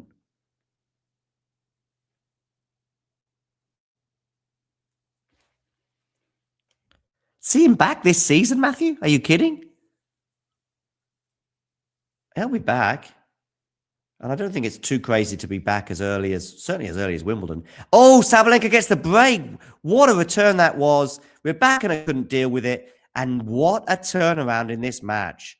Sabalenka is up a break of serve in this deciding set. She was looking baffled and confused as she went down a set and a break in this match. But since that one love game, in that second set, when then Sabalenka won 6 of the next 8, and now she's won 8 from 11 games. He should be taking his time, I agree, but I don't think Wimbledon is too crazy. I think French Open is a big ask, but I think that's what he's hoping. French Open is just over 2 months away. I do wonder if maybe making your return for a slam might be a bit much, but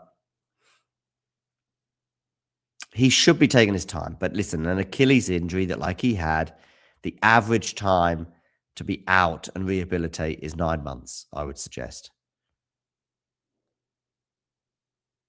Some people might get back a little bit quicker, 8 months. Some people might be a bit slower, 10 months. But I think one of the two natural surfaces makes sense. I think the grass court season is not too ambitious. I even think maybe a Challenger or 250 the week after the French Open might be the right time. Oh, look at this. They've just got caught on camera, so they're going to down a beer. I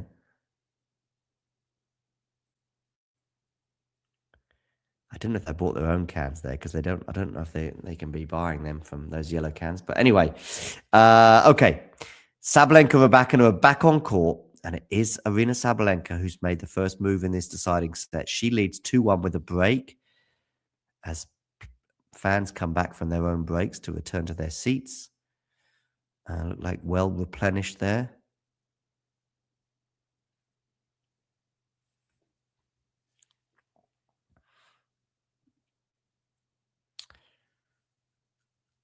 Okay.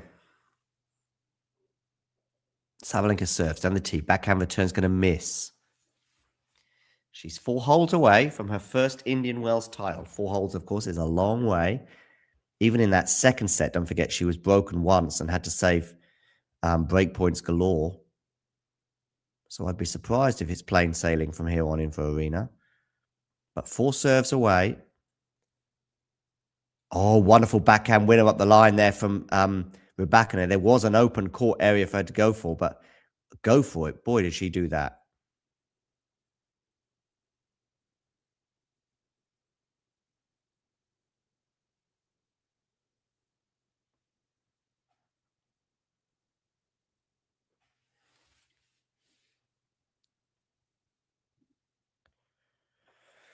So 15 all and a second serve here for Rybakina to good look at.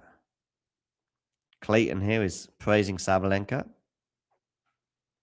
Well, she's 4 holes away from her first ever Indian Wells title. Some of her talent and her prowess on this surface, it would be a surprise and a shame if she wasn't to get at least one Indian Wells title. What a backhand cross court that is from Aryna, by the way, to get to 30-15. Hey, Sergio Garcia, Clayton and Sergio, if you haven't already done so, can you both hit subscribe on our YouTube channel right now? And you'll get us to 450, 27,450. I think we'll hit 30,000 during Miami. Pretty confident of that.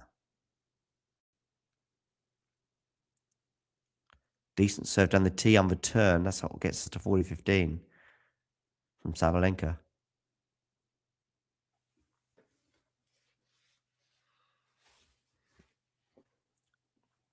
So 2 game points for Aryna Sabalenka, 3-1 as she seeks to consolidate this break. Remember, she got the break after being 40 love down. Misses the first serve by some margin. Given where she's at, she might go big on this, but I do think she should go out wide. Try and get that angle that you managed to create a few times in this match when you go out wide into the juice court. Okay, body serve is decently returned from the backhand. That's a good backhand from Elena, and Aryna can't deal with it, 40-30.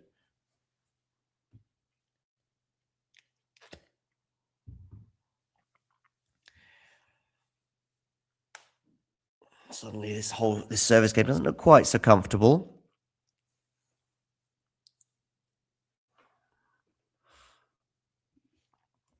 Let me know in the live chat who you think's going to win, Sabalenka or Rybakina. Also, let me know in the live chat who you think's going to win between Yannick Sinner and Daniel Medvedev later on today in their final.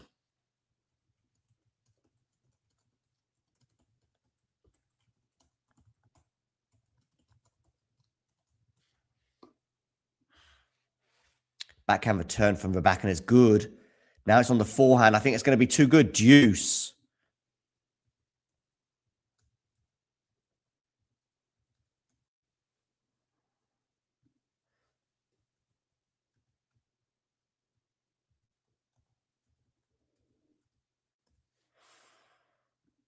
Yeah, who's winning the Indian Wells titles? I want to know. Rybakina or Sabalenka? Sinner or Alcaraz? Sinner or Medvedev?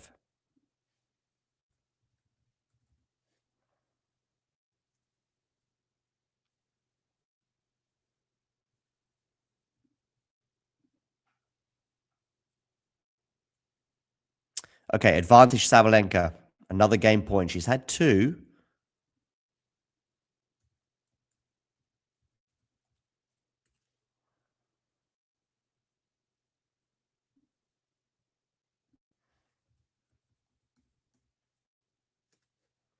Misses the first serve here, Sabalenka.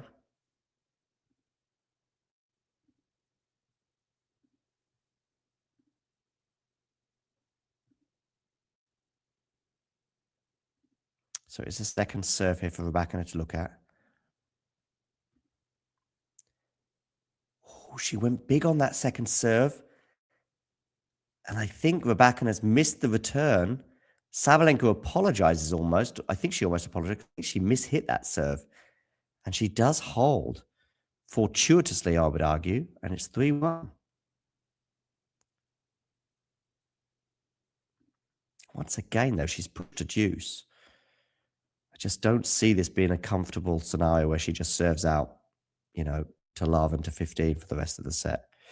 But she is just 3 games away now from getting her hands on her first ever Indian Wells title.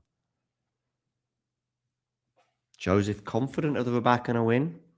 Matthew now is suggesting that Sabalenka and Sinner. I went for Rybakina and Sinner before the 2 matches. Of course, Sinner and Medvedev have yet to get underway. They'll get underway in about an hour from now, maybe a bit less, depending on how long this match lasts. That from Sabalenka, she's just not getting a read on the Rybakina serve. And the way I'm talking, it sounds like, Sabalenka's on the verge of defeat. Whereas actually she's on the verge of victory. But it's also just been a bit of a bizarre match. I think the heat has played its role in terms of the nature of some of the points and maybe just the stodginess of the affair at times where it hasn't quite hit the heights of some of their other encounters. Good serve down the tee from Rybakina. Sabalenka can't deal with it. And we're at 40 love.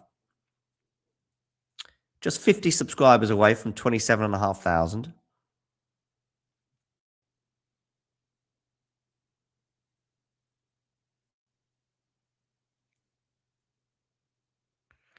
Rybakina just misses the first serve, but it was close. So a second serve here for Sabalenka to look at. Remember, she did break from 40 love down in this set. It's a decent serve. What a backhand down the line there from Rybakina. Boy, oh boy. Change of ends. She's not going to go down without a fight. The 2023 champion.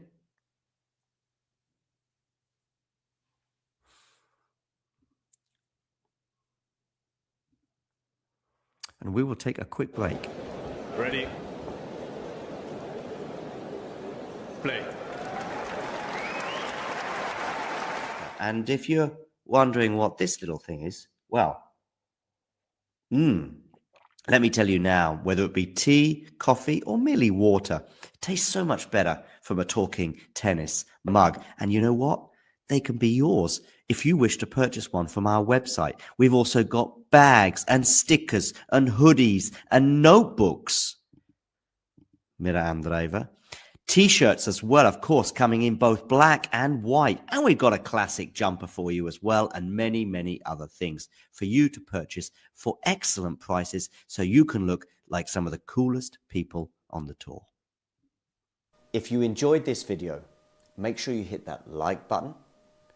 Don't forget to subscribe and click that notification bell so you don't miss out on all things tennis.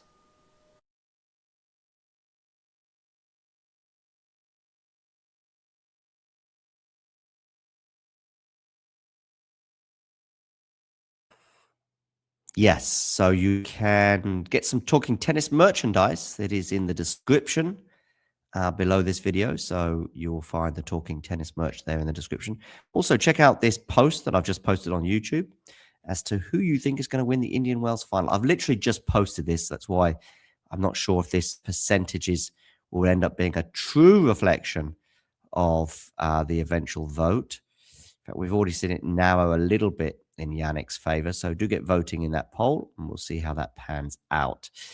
As for this match, Sabalenka's serving here at 3-2, and they're into the rally right now.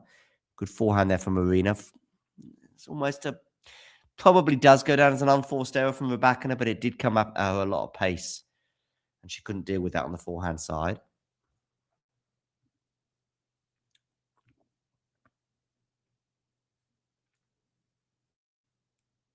Yeah, so get voting in that poll I've just posted, whether you think Yannick Sinner or Daniil Medvedev will emerge the winner into the final later on today.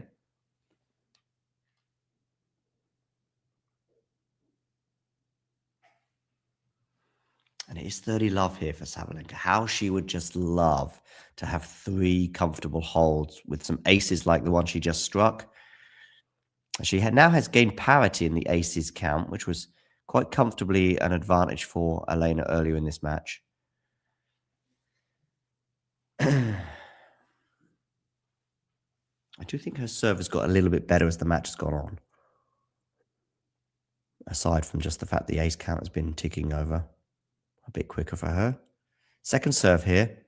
Backhand return is going to go into the net from Rybakina. And I also think her returns have lacked the consistency in the latter stage of this match, Elena. I actually think this will be an important win for Aryna, just in terms of this rivalry, where it's been going. 3 of the last 4 have gone the way of Rybakina, and I think 4 of the last, if this was to be a Rybakina win, plus coming from a breakdown again, just like in Australia, I think it would be particularly unnerving for Sabalenka. 40-15.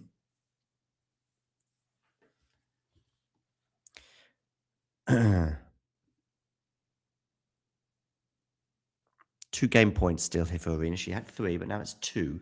Remember that she was the one to break Rybakina when Rybakina was 40 love up in this set. Is Rybakina going to dish up some of the same medicine? Backhand return from her. Backhand from Sabalenka goes into the net. 40-30. How's your nerve, Aryna? And how is your serve?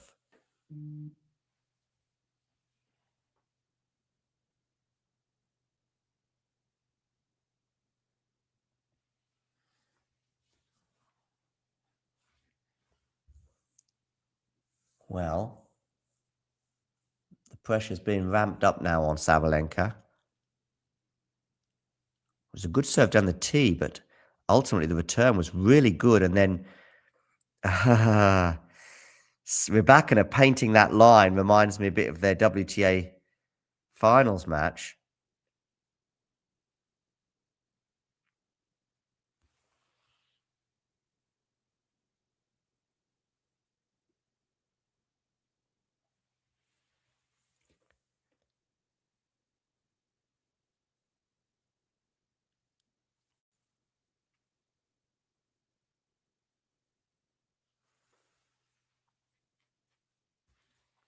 And it's going to be a second serve here at deuce for Rybakina. She's going to be ramping up this pressure even more. I told you that Sabalenka's just struggling on all of her service games at the moment.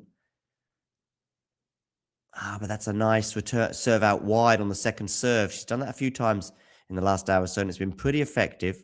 And she now has a game point for 4-2. But Rybakina's making her work for this. Because, of course, she did serve second in this set. Look at that. Second serve's won. First set for Sabalenka, 43%. Second set, 47%. But she's cranked it up to 78% in this second set.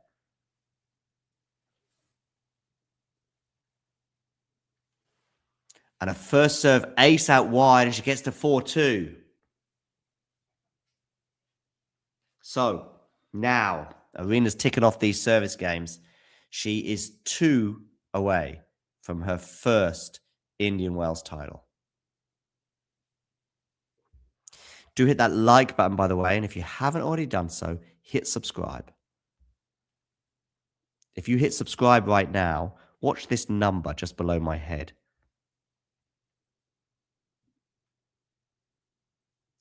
Do get in the comment section whether you're watching on Instagram, Twitch, or YouTube. Let me know your thoughts on this match. You can also let me know your thoughts on the Yannick Sinner, Daniil Medvedev match coming up later on today. Okay, Rybakina serves. And again, Sabalenka's not getting a read on this Rybakina serve. I know I keep saying it, but it's true. And also, and yet here we are. We're 2 games away from Aryna, but I wouldn't be... In fact, I'm almost certain that Rybakina will have won more points than Aryna in this match so far. Ace out wide, 30 love.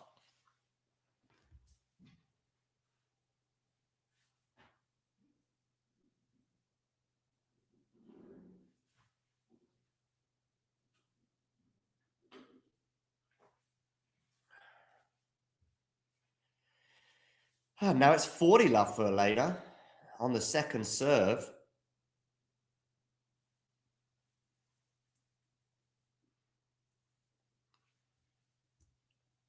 It was a backhand error from Sabalenka. Again, the footwork not great from Aryna. This is as close as she's ever come to winning this title. I mean, obviously she was up a set last year on mirror, but she wasn't up a break in the deciding set like this. And she wasn't 2 games away like this either. Rybakina misses the first serve, so a second serve here for Aryna to look at. I think she'd just want to whack this return of serve and see where it gets her. She's not really able to because it's a good serve out wide. And that's lovely from Elena, 4-3. So let's see where this poll is at. The Sinner and Medvedev poll I'm referring to, which I just posted a little while ago. Yeah, it's now just starting to move the dial more in Yannick's direction. The early stages of this poll, we saw Medvedev race into an early lead, but it didn't feel as though we had the sample size to quite give it the conviction that it maybe Daniil Medvedev would have liked. And it's now 52-48 in Yannick's favor. The Miami Open WTA draw should be coming out at some point today. For the WTA, at least, anyway.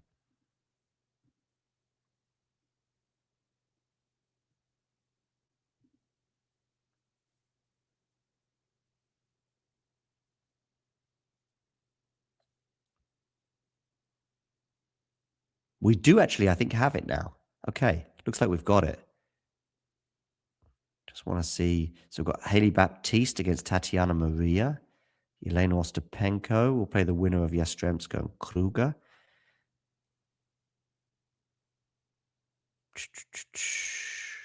Rybakina, of course, has a bye through to the second round, where she awaits the winner of Chen and Putin-Seva. Okay, interesting. Sierra will play Christian. The winner of that will play Kostyuk in the next round. These are all matches that are upcoming in Miami.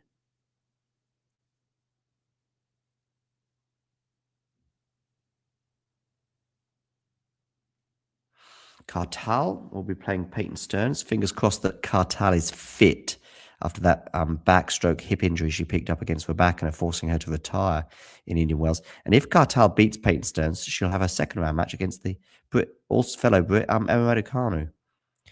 Leylah Fernandez will play the winner of Arango and Selek Meteva. Fran Jones will play Venus Williams. And the winner of that will play Jessica Pegula. Waltert against Tomjanovic. Sonmez against Haddad Mai. That's maybe the best match I've picked out so far.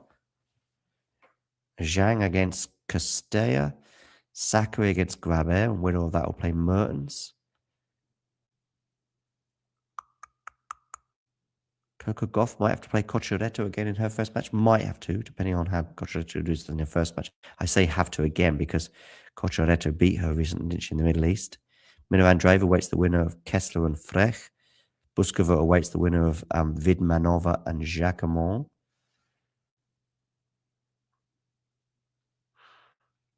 Kenin against Blinkova, and the winner of that will play Mboko. It's an interesting first-round match. Mukova awaits the winner of Siniakova and Osorio.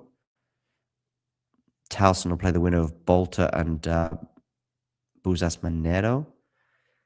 Alex Ayala will play the winner of Laura Sigmund or Marchenko. So there we go. That's an interesting one there.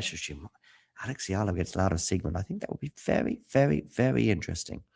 Okay, 15 all here on the Sabalenka serve. So I'm going to share that scoreline with you on the screen rather than this poll. And we're now going to have 15-30. Again, Sabalenka being made to fight for this.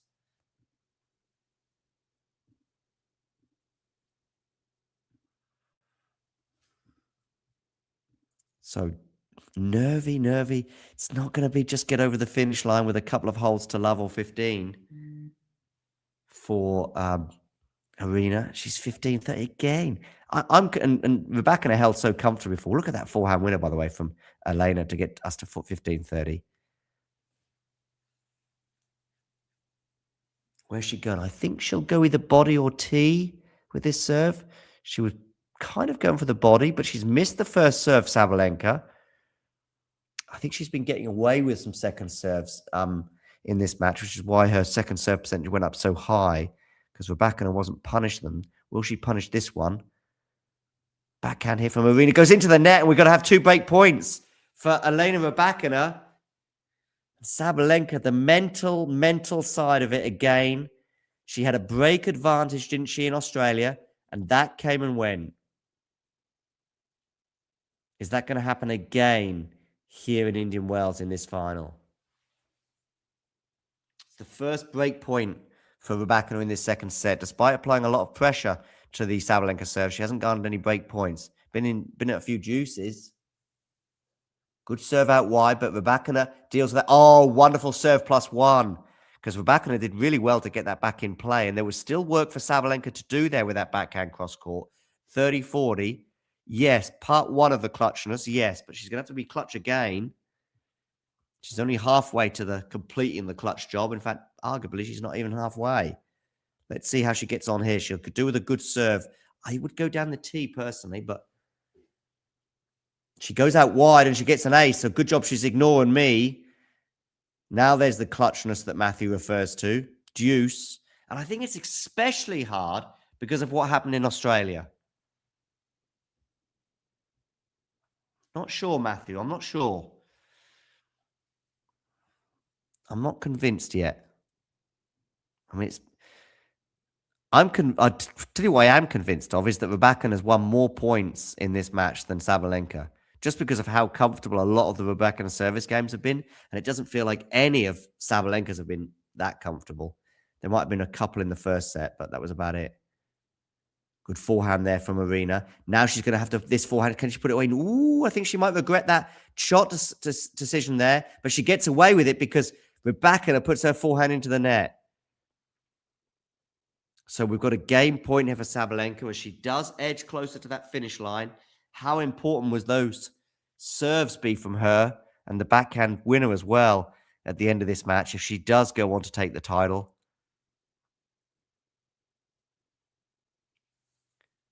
Sabalenka's narrow losses, though, that I've mentioned over the last 15 months.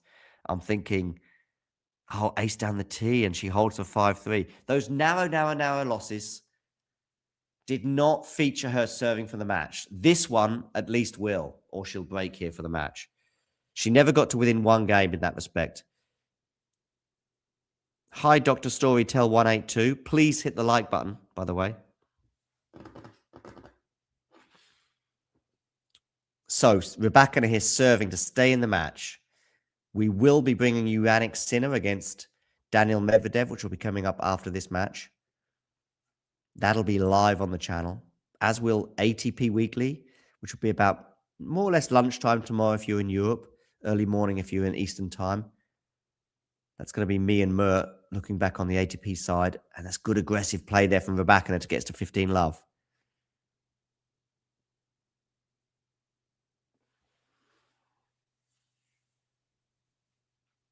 I think Sabalenka's going to be made to serve this out. But like I say, she was serving to stay in the match against Madison Keys, and that's when Madison Keys broke in Australia last year. It just felt like that Coco Gauff match was on her racket, and she did win the first set in that French Open final for Sabalenka. Well, Rybakina was up a set and a break. That's what happened in the first set and a bit.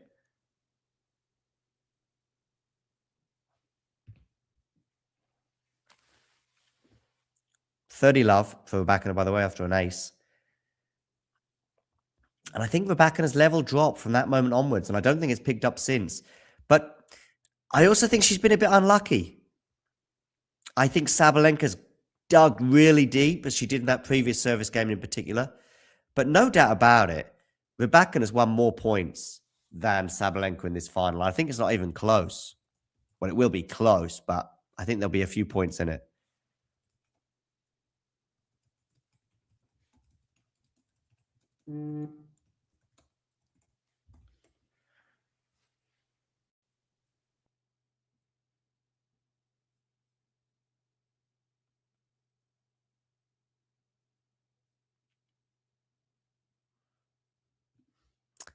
Could just go on the Indian Wells website. Maybe there'll be some stats there that I'd like to bring up. 40-15 here, by the way. And Rybakina does indeed hold. Let's see if I can get total points stats. Yeah, Rybakina's won 5 more points than Aryna Sabalenka. So there's well, in fact, I think it's definite that even if Sabalenka wins this, well, if Sabalenka serves this out, even if she serves it out to love, she's probably, well, she'll be on 83 points, and then Rybakina will have been, I mean, Rybakina's, just been the better player, really. It's just the big points. Sabalenka's winning the huge, huge points, and that's what tennis is about, ultimately.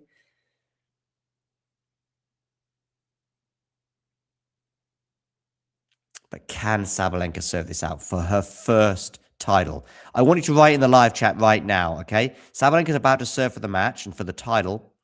Does she serve this out? I just want you to write Y for yes and click return, or click N for no if you think she's not serving this out, and then hit return. Y or N? I'm just going to turn my heating on, and then I'm going to have a look at your Ys and your Ns.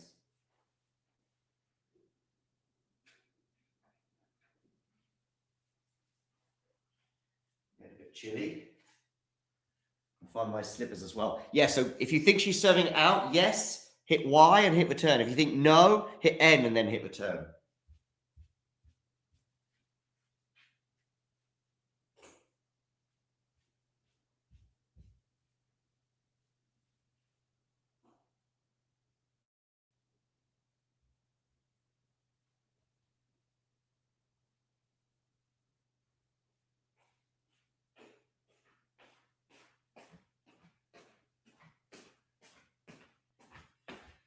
So here we go, ladies and gentlemen. Sabalenka to serve. Oh, there's a few no's here. Matthew's pretty confident, or he's confident in Aryna to serve this out. Joseph and Dr. Storytell are not so confident that Sabalenka's serving this out. I'm not sure. I'm really not sure.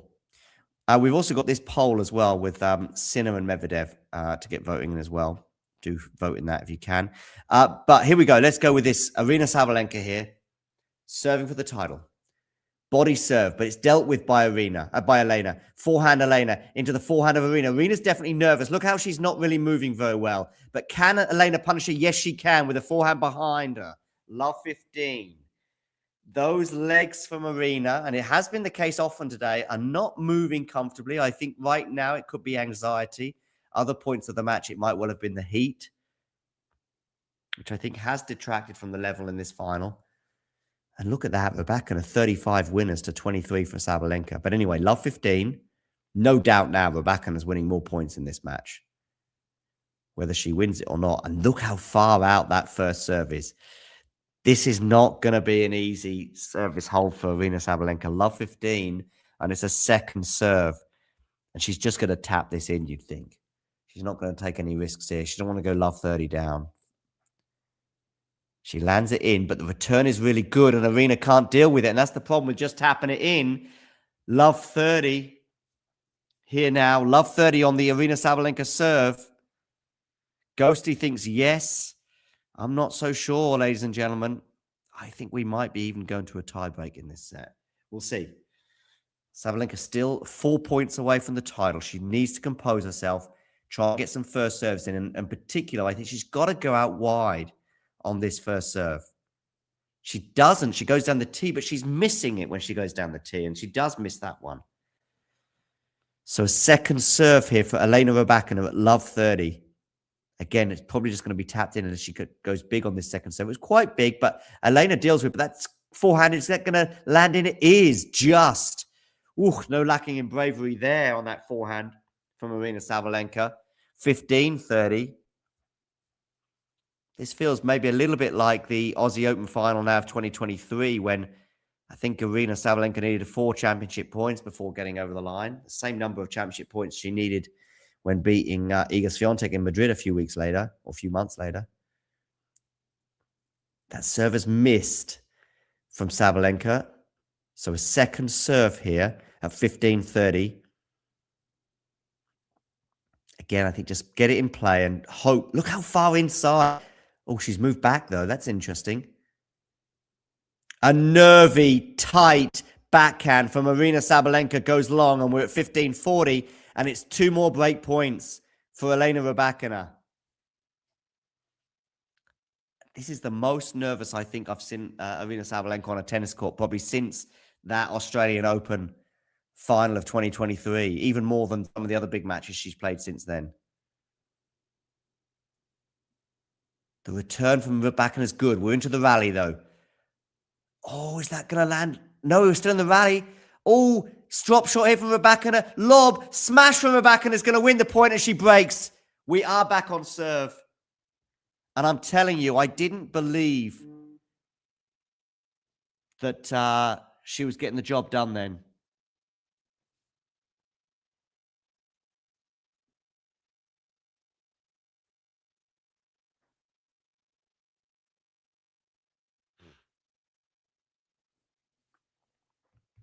So 5-all. Yeah, and it doesn't surprise me. If you look at the match as a whole, Aryna has struggled on serve throughout. Rybakina has looked pretty comfortable. Aryna's not been moving well. And I kept saying it, even though we were in a position where Aryna Sabalenka was serving for the match and she was up a break. It's just been Aryna just hasn't really turned up in this final. And yet here we are. That's a mark of a true champion. But she did, Matthew. She got the break and then held. She then held a few more times. But yeah, I know. I see what you mean, Elena. Yeah. The problem for Aryna is that Elena's looked comfortable on her serve most of the match.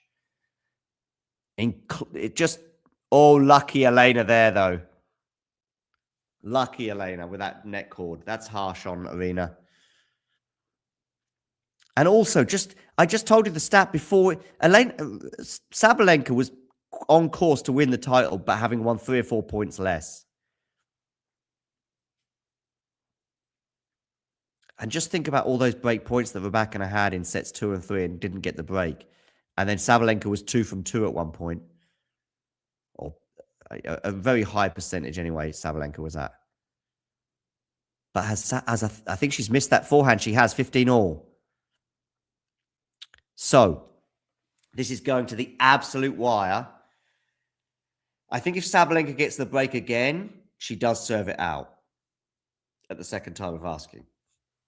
But I'm not sure she gets the break. I think we're going to a tie break. Yeah, but the points differential, Ghosty. Yeah, a couple of tight points to start the game. Oh, she's got another net cord there, but Sabalenka should win this point and does. 15-30. I think now Sabalenka finally can relax in this final in a perverse way. But it's not about the number of games, Ghosty. I'm talking about the number of points, which is obviously all about Rybakina holding to love, holding to 15, and Sabalenka going to juice just about every single service game.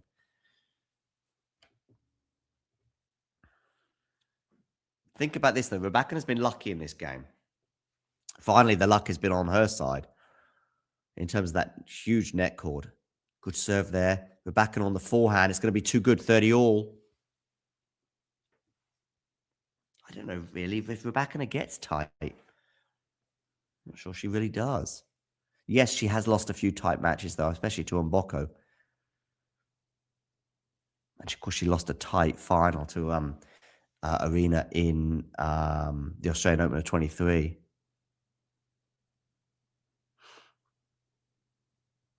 Backhand return from Aryna. It's good depth there. Now it's on the forehand of Aryna. Not quite enough depth there from her, but that backhand is mint down the line. 30-40. And if she gets the break now, I can't see her messing up for a second time. So, break point for Aryna Sabalenka. It's actually the loosest I think she's been in the whole final. Look at those break points won. That's what I'm telling you. 3 from 3. Rybakina 3 from 9. We just lost a subscriber there. Sorry if I upset someone. Okay. Actually, I'm not sorry. A second serve here as well for Sabalenka to look at on her 4th break point of the match. She's taken 100% of her break points prior to this. I think she's going to go for a big style on this return. She's dead on the baseline. But she's missed the return, has she? Yes. Deuce.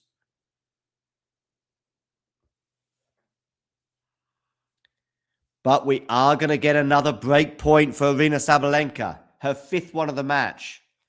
She's taken 3 from 4 prior to this. The only one she's missed is that point just a moment ago when she messed up the return. And it was a hell of a chance.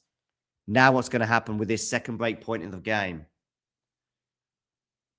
2 hours and 8 minutes on the clock. It's a good return from her. She did well to chase that down and defend, by the way, to get us in this break point scenario. And ultimately, it was the backhand of Rybakina's that broke down. Yeah, really good defense. I agree on the run. Not necessarily her strongest suit, Matthew, but it was good defense. And they just be a killer, basically, is what her team are telling her. So, break point here for Aryna Sabalenka. We have about 250 people watching on YouTube right now. Please hit that like button. And if you haven't already done so, hit subscribe. Around about 200 of you have not subscribed. I want you all to hit that subscribe button right now. Okay, here we are. Ooh, that didn't land in. So it's going to be a second serve here for Sabalenka to look at on this second break point of the game, as she hopes to get a second chance to serve this out. Where are you going with this serve? Backhand return is into the net. We're at deuce. We're at deuce.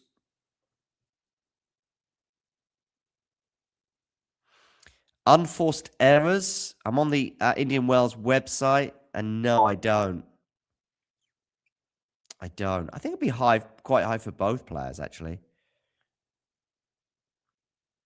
Anyway, are we going to get a third break point? I know that Rybakina has hit a lot more winners than Sabalenka. Misses the first serve, Rybakina.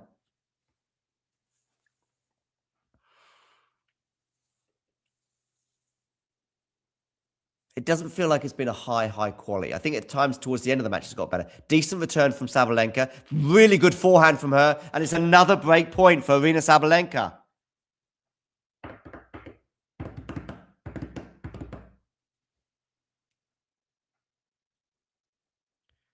I don't know what that means, Ghosty. The return rating of 39 versus 209. Is that saying Rybakina's return rating is incredible and Sabalenka's is rubbish? I don't quite get that. Anyway, break point number 3 for Sabalenka. Second serve as well for Aryna to look at here. So many of you watching on YouTube right now, please hit the like button. Okay. Good use of the word shite, by the way. Oh, and that was a shite return there from Sabalenka. And we're back to deuce. I mean, it was 103 mile an hour second serve. I mean, I guess that's quite big, but still. Deuce.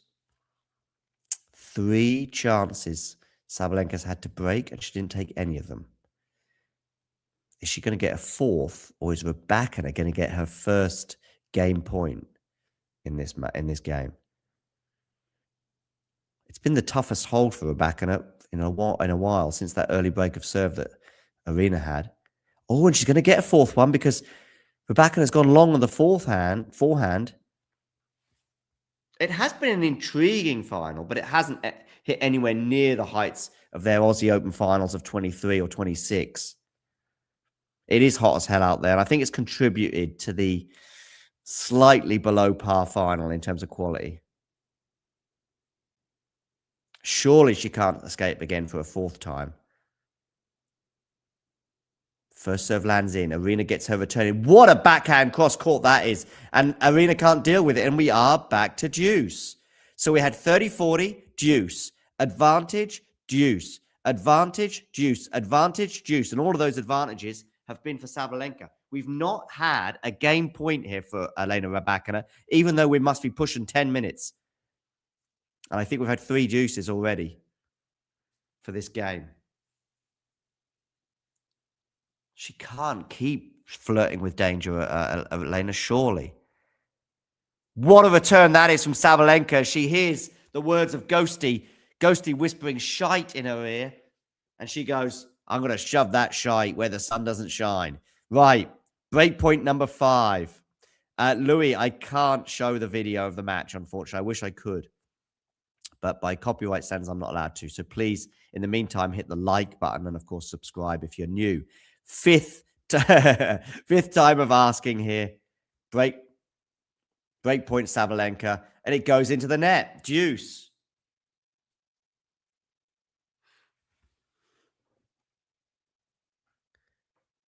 I really can't believe it. We're now on our 5th deuce as well.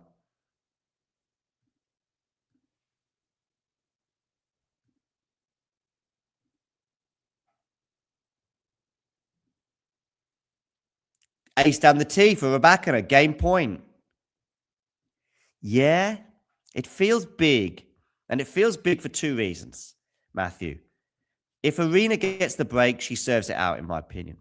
If Rybakina holds, she'll have a look on the Sabalenka serve, probably, and that then gets super nervy, especially given the advantages that Sabalenka's had both today and also, of course, the advantage she had in Australia. But I think even in terms of the tiebreak, Rybakina would have the momentum. Okay, we're into the rally right now. Forehand to forehand. It's going to be a long forehand from Rybakina. So we are back to deuce. But yes, I think you're right.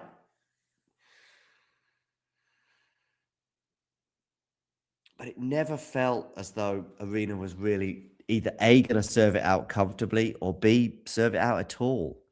And yet, I think if Aryna gets the break here, she does serve it out. Okay, Sabalenka serves. Misses the first serve. So here's your chance, Aryna. We've had 5 break points for Aryna Sabalenka in this game. Good second serve that from oh, wonderful backhand up the line as well. Game point for Elena Rybakina. Elena says signor. It is a great backhand. I think it's between her and Coco for the best backhand on the women's tour. So, winners in set 3. Look, Rybakina 21, Sabalenka 13. But even across the match, I think Elena's comfortably out in that metric. 5 break points here for Aryna Sabalenka. Good serve there from Elena. She's got a +1 chance here. And she takes it because Sabalenka gets her racket on it. But wow, what a game indeed. And so, now, when they return to the court, Sabalenka's going to be serving to stay in the match and therefore the championship. Yeah, very, very tense. Very, very tense.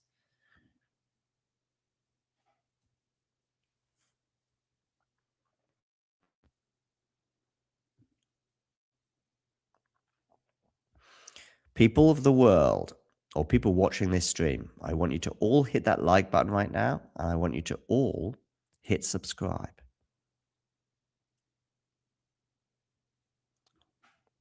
If you hit subscribe as well, you're going to see that You're going to see the subscriber count just below my head. You'll see that tick over. And you can do a little dance knowing that you've...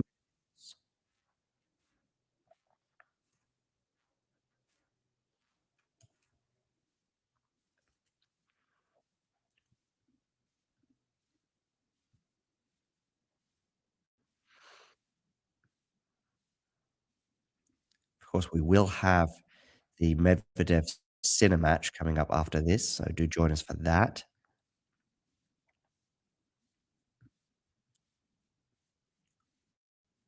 But where is this final going? Well, Rybakina now has to be a slight favourite, I guess. Just the momentum is all with the Kazakh right now, saving 5 break points in that previous game.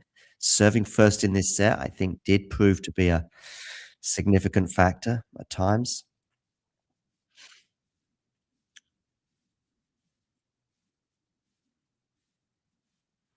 Okay, Sabalenka is serving to stay in the match.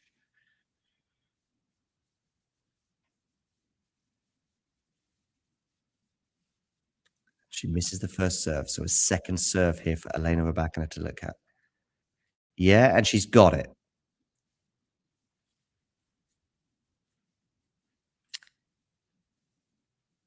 I don't think it would be. I think it's first to 7, no? First to 7.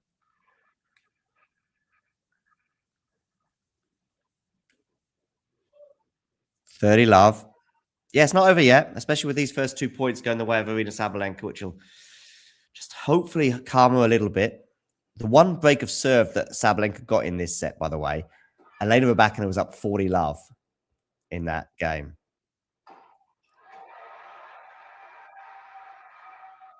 Which is also a mark of how this match has been in so many ways. Aryna's just won the big points. That's why we're at where we are. Elena's won more points. Elena's hit more winners. But the big points have been won by Aryna on occasion. Ooh. Does look like we're going to a tiebreak, but it feels like the momentum. But don't forget Sabalenka's tiebreak record. I think I pointed it out yesterday, didn't I, Ghosty? Don't know if you remember the tiebreak record. It's like, I don't know, 14 of the last 16 tiebreaks she's won, something like that.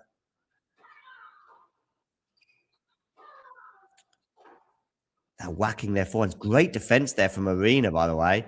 And Sabalenka's going to win that point after Elena misses the backhand. Really good defense there from Aryna Sabalenka.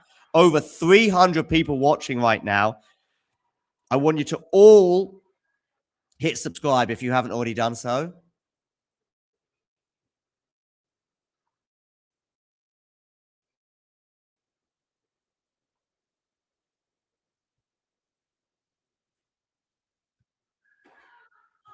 Misses the first serve here at 40 love. It is 3 game points, though, for Aryna Sabalenka.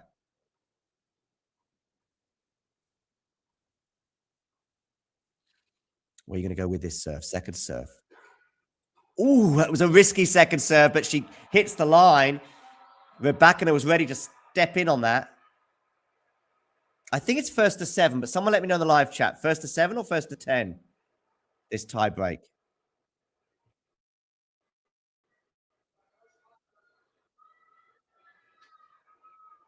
Thank you. I'm pretty sure it's first to 7. It's the doubles because they don't play 3 sets, right?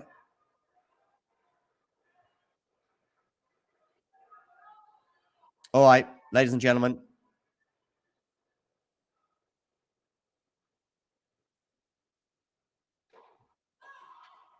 Second serve.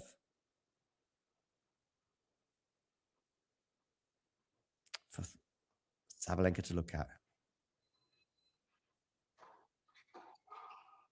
Oh, but she's dumped that return into the net.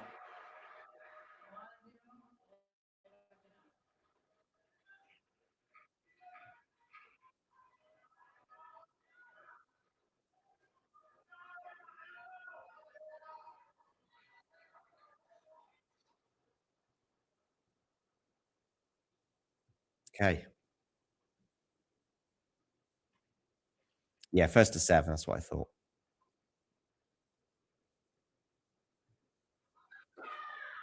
Second serve here. for Rybakina to look at.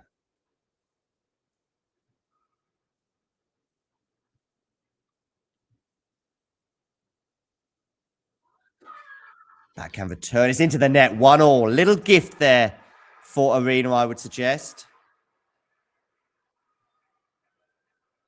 It's happened a few times today, and especially in sets 2 and 3, where Rybakina just hasn't really punished the Sabalenka serve in the way that she probably should have done. Yeah, unfortunately, the WTA and Indian Wells websites aren't brilliant in terms of stats. Indian Wells is slightly better.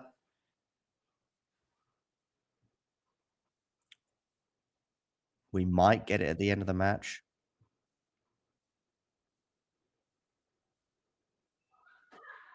Serve out wide there, but it's going to land out. And again, Rybakina will be disappointed not to have kept that on the island. 2-1, Sabalenka. 3 holes of serve thus far. Sabalenka, of course, serving for the match. She was 4 points away from the title. She's right now 5 points away from the title, but Rybakina is 6 points away from the title. So it's not really, yeah, it's nip and tuck.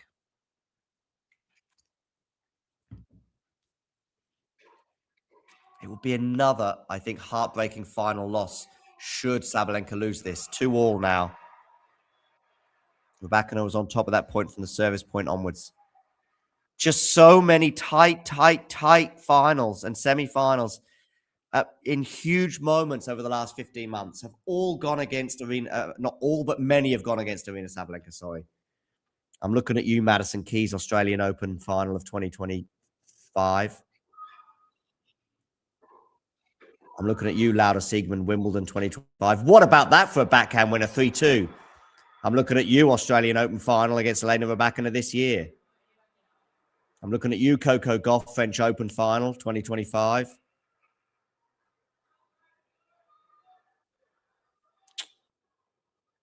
So, yeah.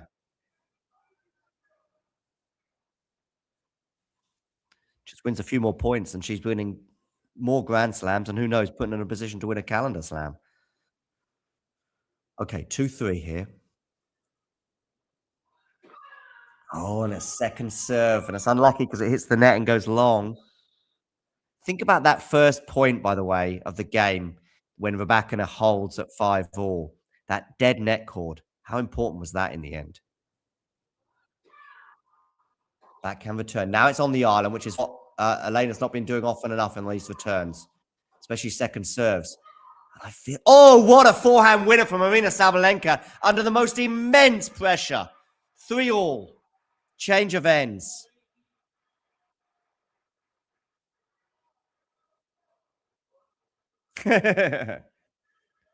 Just looking at your suggestion of my trip to Turkey.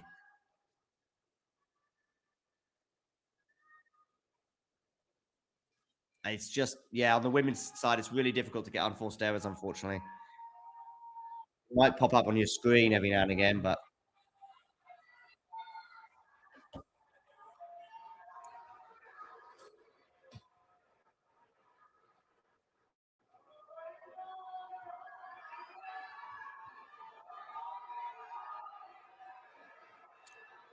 this will, of course, mean that because of the ceremony that needs to take place afterwards in Indian Wells, it'll be quite a while before the men take the court. I'd have thought at least another half an hour from now.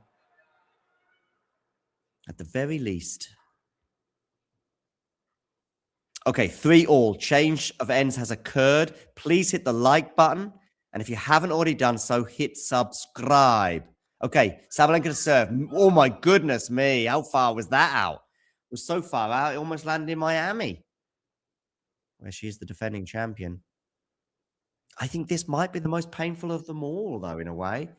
Maybe Australia this year break up, although I think the French Open was tough for her last year. Forehand return. Forehand from Sabalenka. What a forehand from Rybakina. Is she going to put this forehand away? No. Oh, but Sabalenka doesn't punish her. She should have done, I think.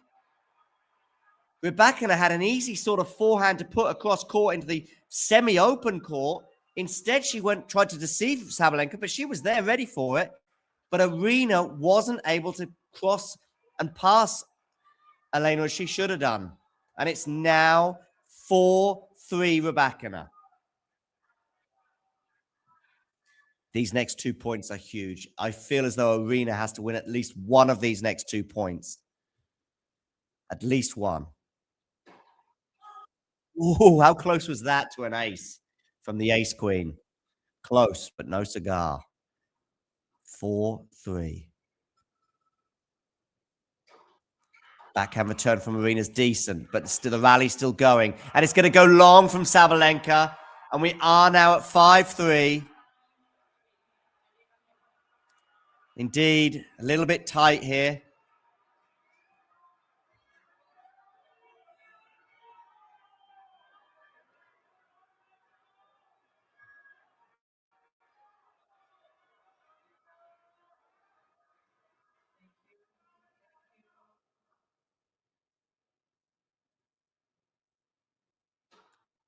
Forehand return. Good from Sabalenka.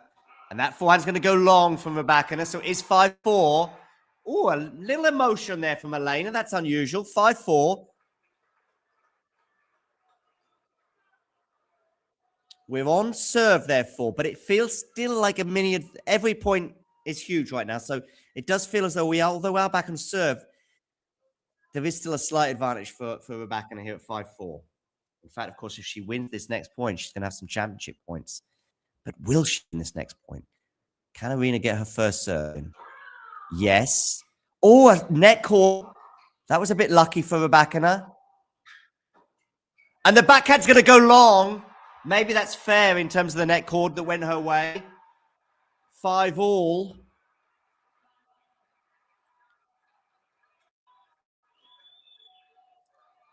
Yeah, he does, Ghosty. He does, yeah.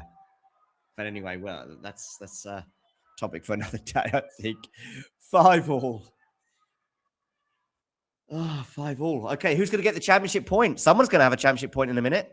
Or in a few seconds, probably. Sabalenka serves. Out wide. Forehand return is good. We're into the rally right now. Backhand from Sabalenka. Backhand from Sabalenka. Rybakina is unbelievable. Unbelievable backhand from Rybakina up the line. From, I think it's fair to say, the best backhand on the tour. The best backhand, therefore, in women's tennis in the world. And possibly the best player in the world right now since October. And I think she'd rubber stamp that if she wins this next point, which is, of course, a championship point on her serve. 6-5. Remember, first to 7 this tie break. Where are you going to go with this serve? You are going. Backhand return is pretty good from Aryna. We're into the rally right now. Wonderful backhand cross court from Aryna Sabalenka, and it's 6-all. Wow.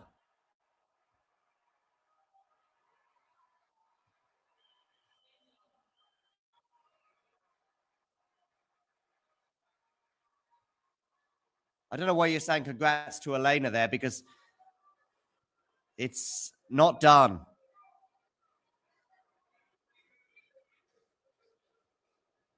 6-all. That was just incredible.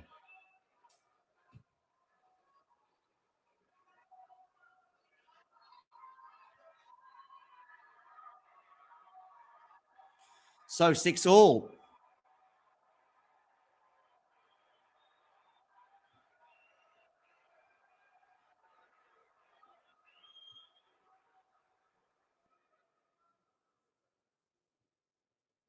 Okay, we're back into serve. Down the tee. Sabalenka gets that back in play. Can she pass Elena?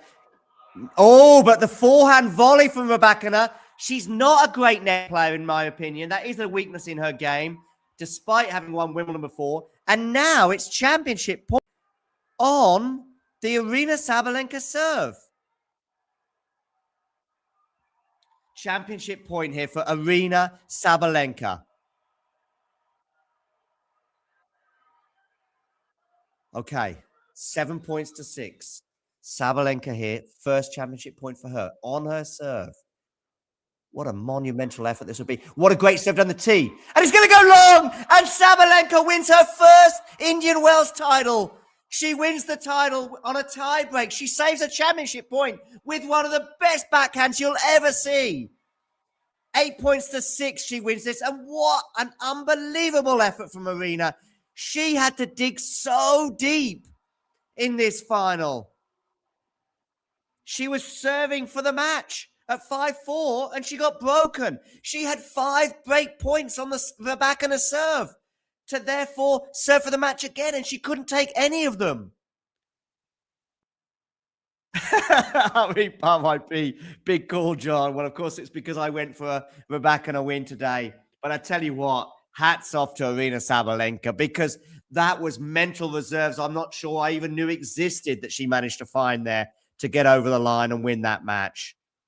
Rybakina was the better player for most of it.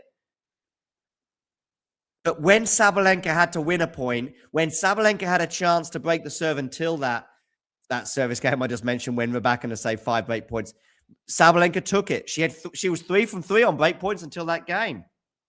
Then, when she was down championship point, oh my goodness, what a backhand cross court.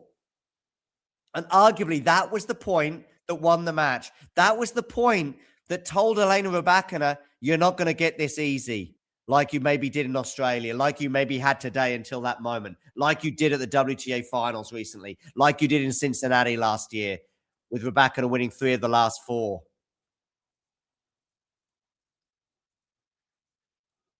And I tell you what, that would have been a rough loss for Sabalenka as well, given the fact that she was serving for it, given the fact that she was up a break for so long in that deciding set, just like she was in Australia.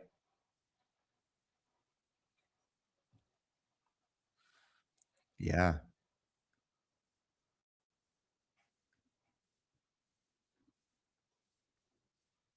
Tell you what, my camera is frozen with all the emotion. All right, well, we're gonna get can you still oh, your audio is cool, but your video is frozen. Yeah, good that the audio is still there anyway. That's the most important thing. Let's see if I can share some tweets with you rather than just see my frozen face. Maybe some of you like the frozen face. I'm not sure. Let's see if we can get some tweets up on the screen so we don't have to look at my frozen face for too much longer. Let's share the scoreboard at least anyway. Indeed, Sabalenka winning.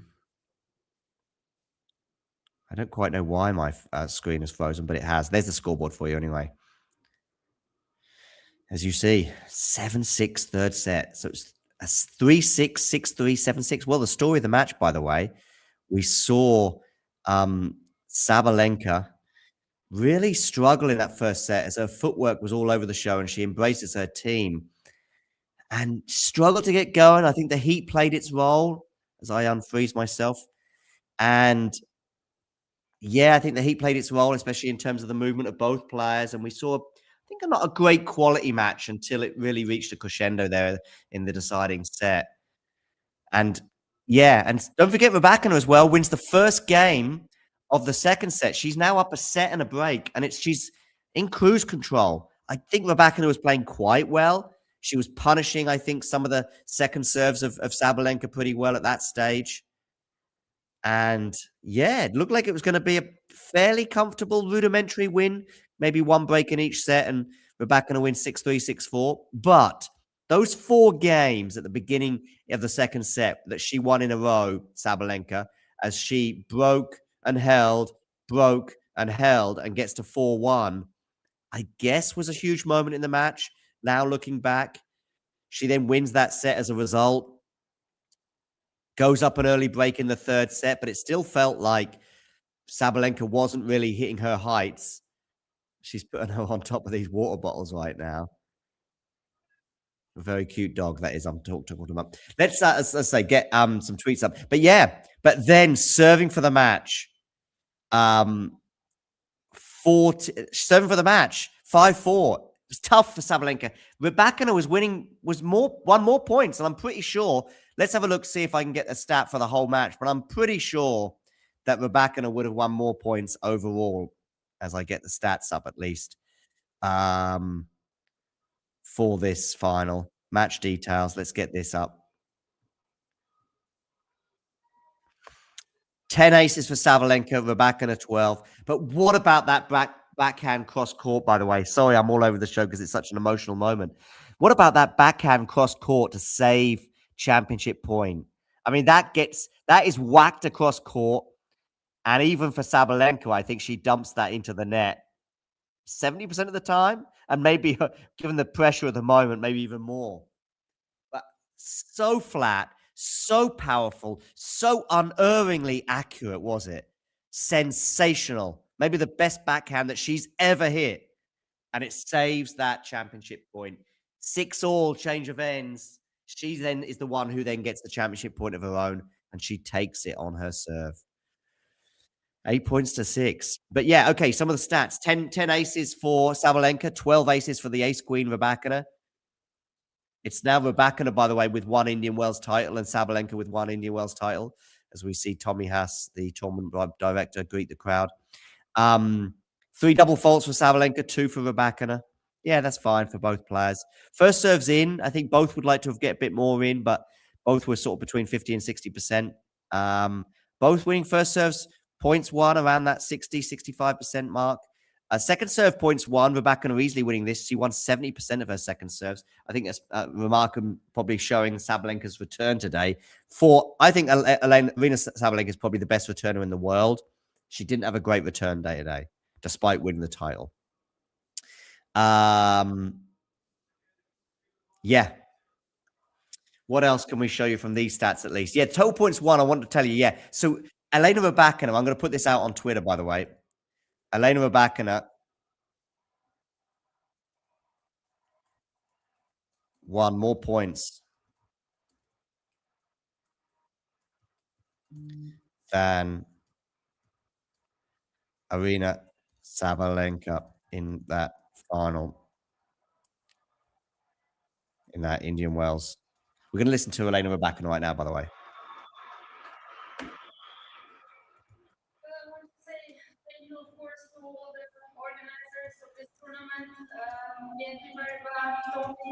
All the ball boys and everyone who made this tournament possible. It's really tennis paradise. I really enjoyed a couple of weeks here. It was a very difficult match, and congratulations to Aryna and her team for all the achievements in this final title. Hopefully we will play very soon again in this stage of the tournament.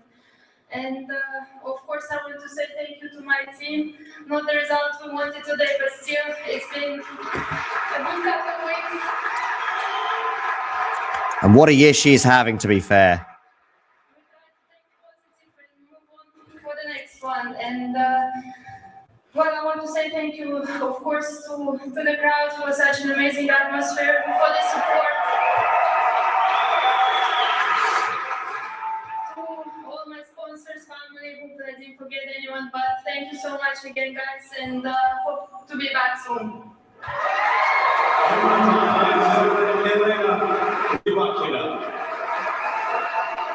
And some words from John Gallo.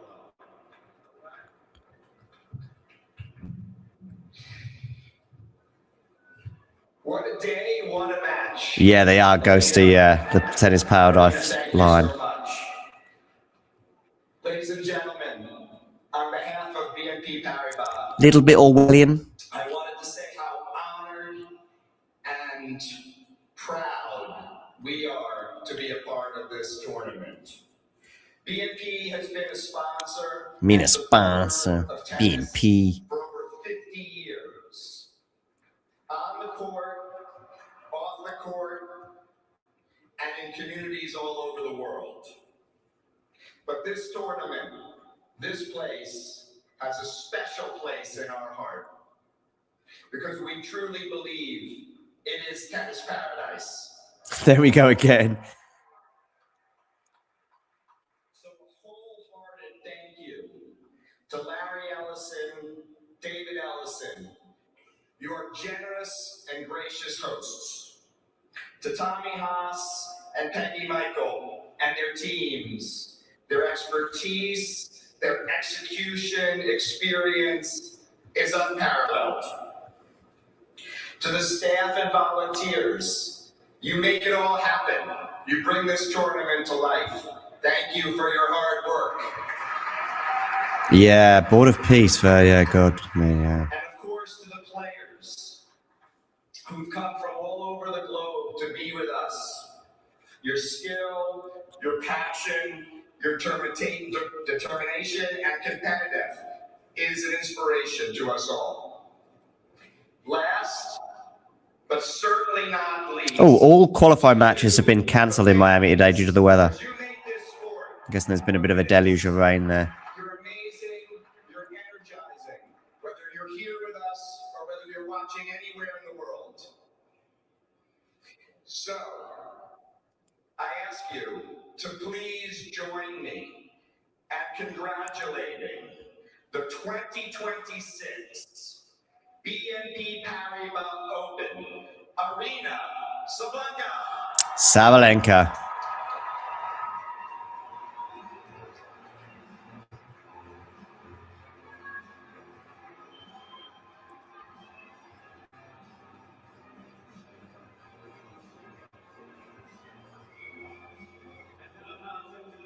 Some words from our champion.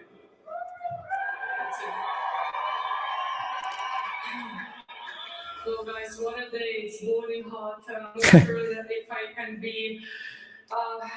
make sense right now, but I'll try my best. First of all, congrats to Elena on another great tournament. I really hope we're going to face each other in the very last stages of the tournaments and bring this battle. I think this helps Sabalenka's belief, by the way, which looked shaky at times today.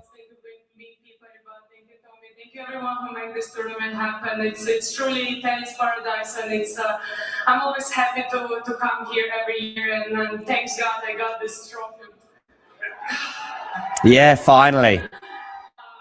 Led Miriam Andreeva by a set, didn't take the title last year. Obviously lost the final as well to Rybakina a couple of years ago. 2023. This is everything. This is the dream, and please stay hydrated. It's super hot. Stay hydrated, yeah. So guys,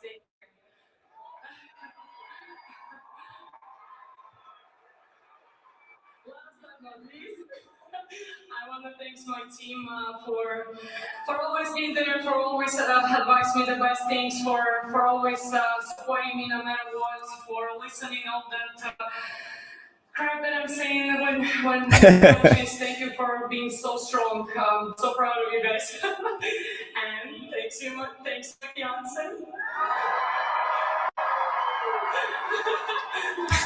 What a week! Getting a puppy, getting engaged, and winning the title. I will definitely remember it till the rest of my life. Thank you, everyone. All right, ladies and gentlemen, may I officially present to you your 2026 BNP Paribas Open Women's Singles Champion, Aryna Sabalenka. Sabalenka wins the title in Indian Wells at last. Third time lucky for Aryna in the desert in terms of losing the previous two finals. Well, thank you for joining me. And of course, I'll see you on the other side. Come join us now for Yannick Sinner against Daniil Medvedev. Come on, Johnny boy.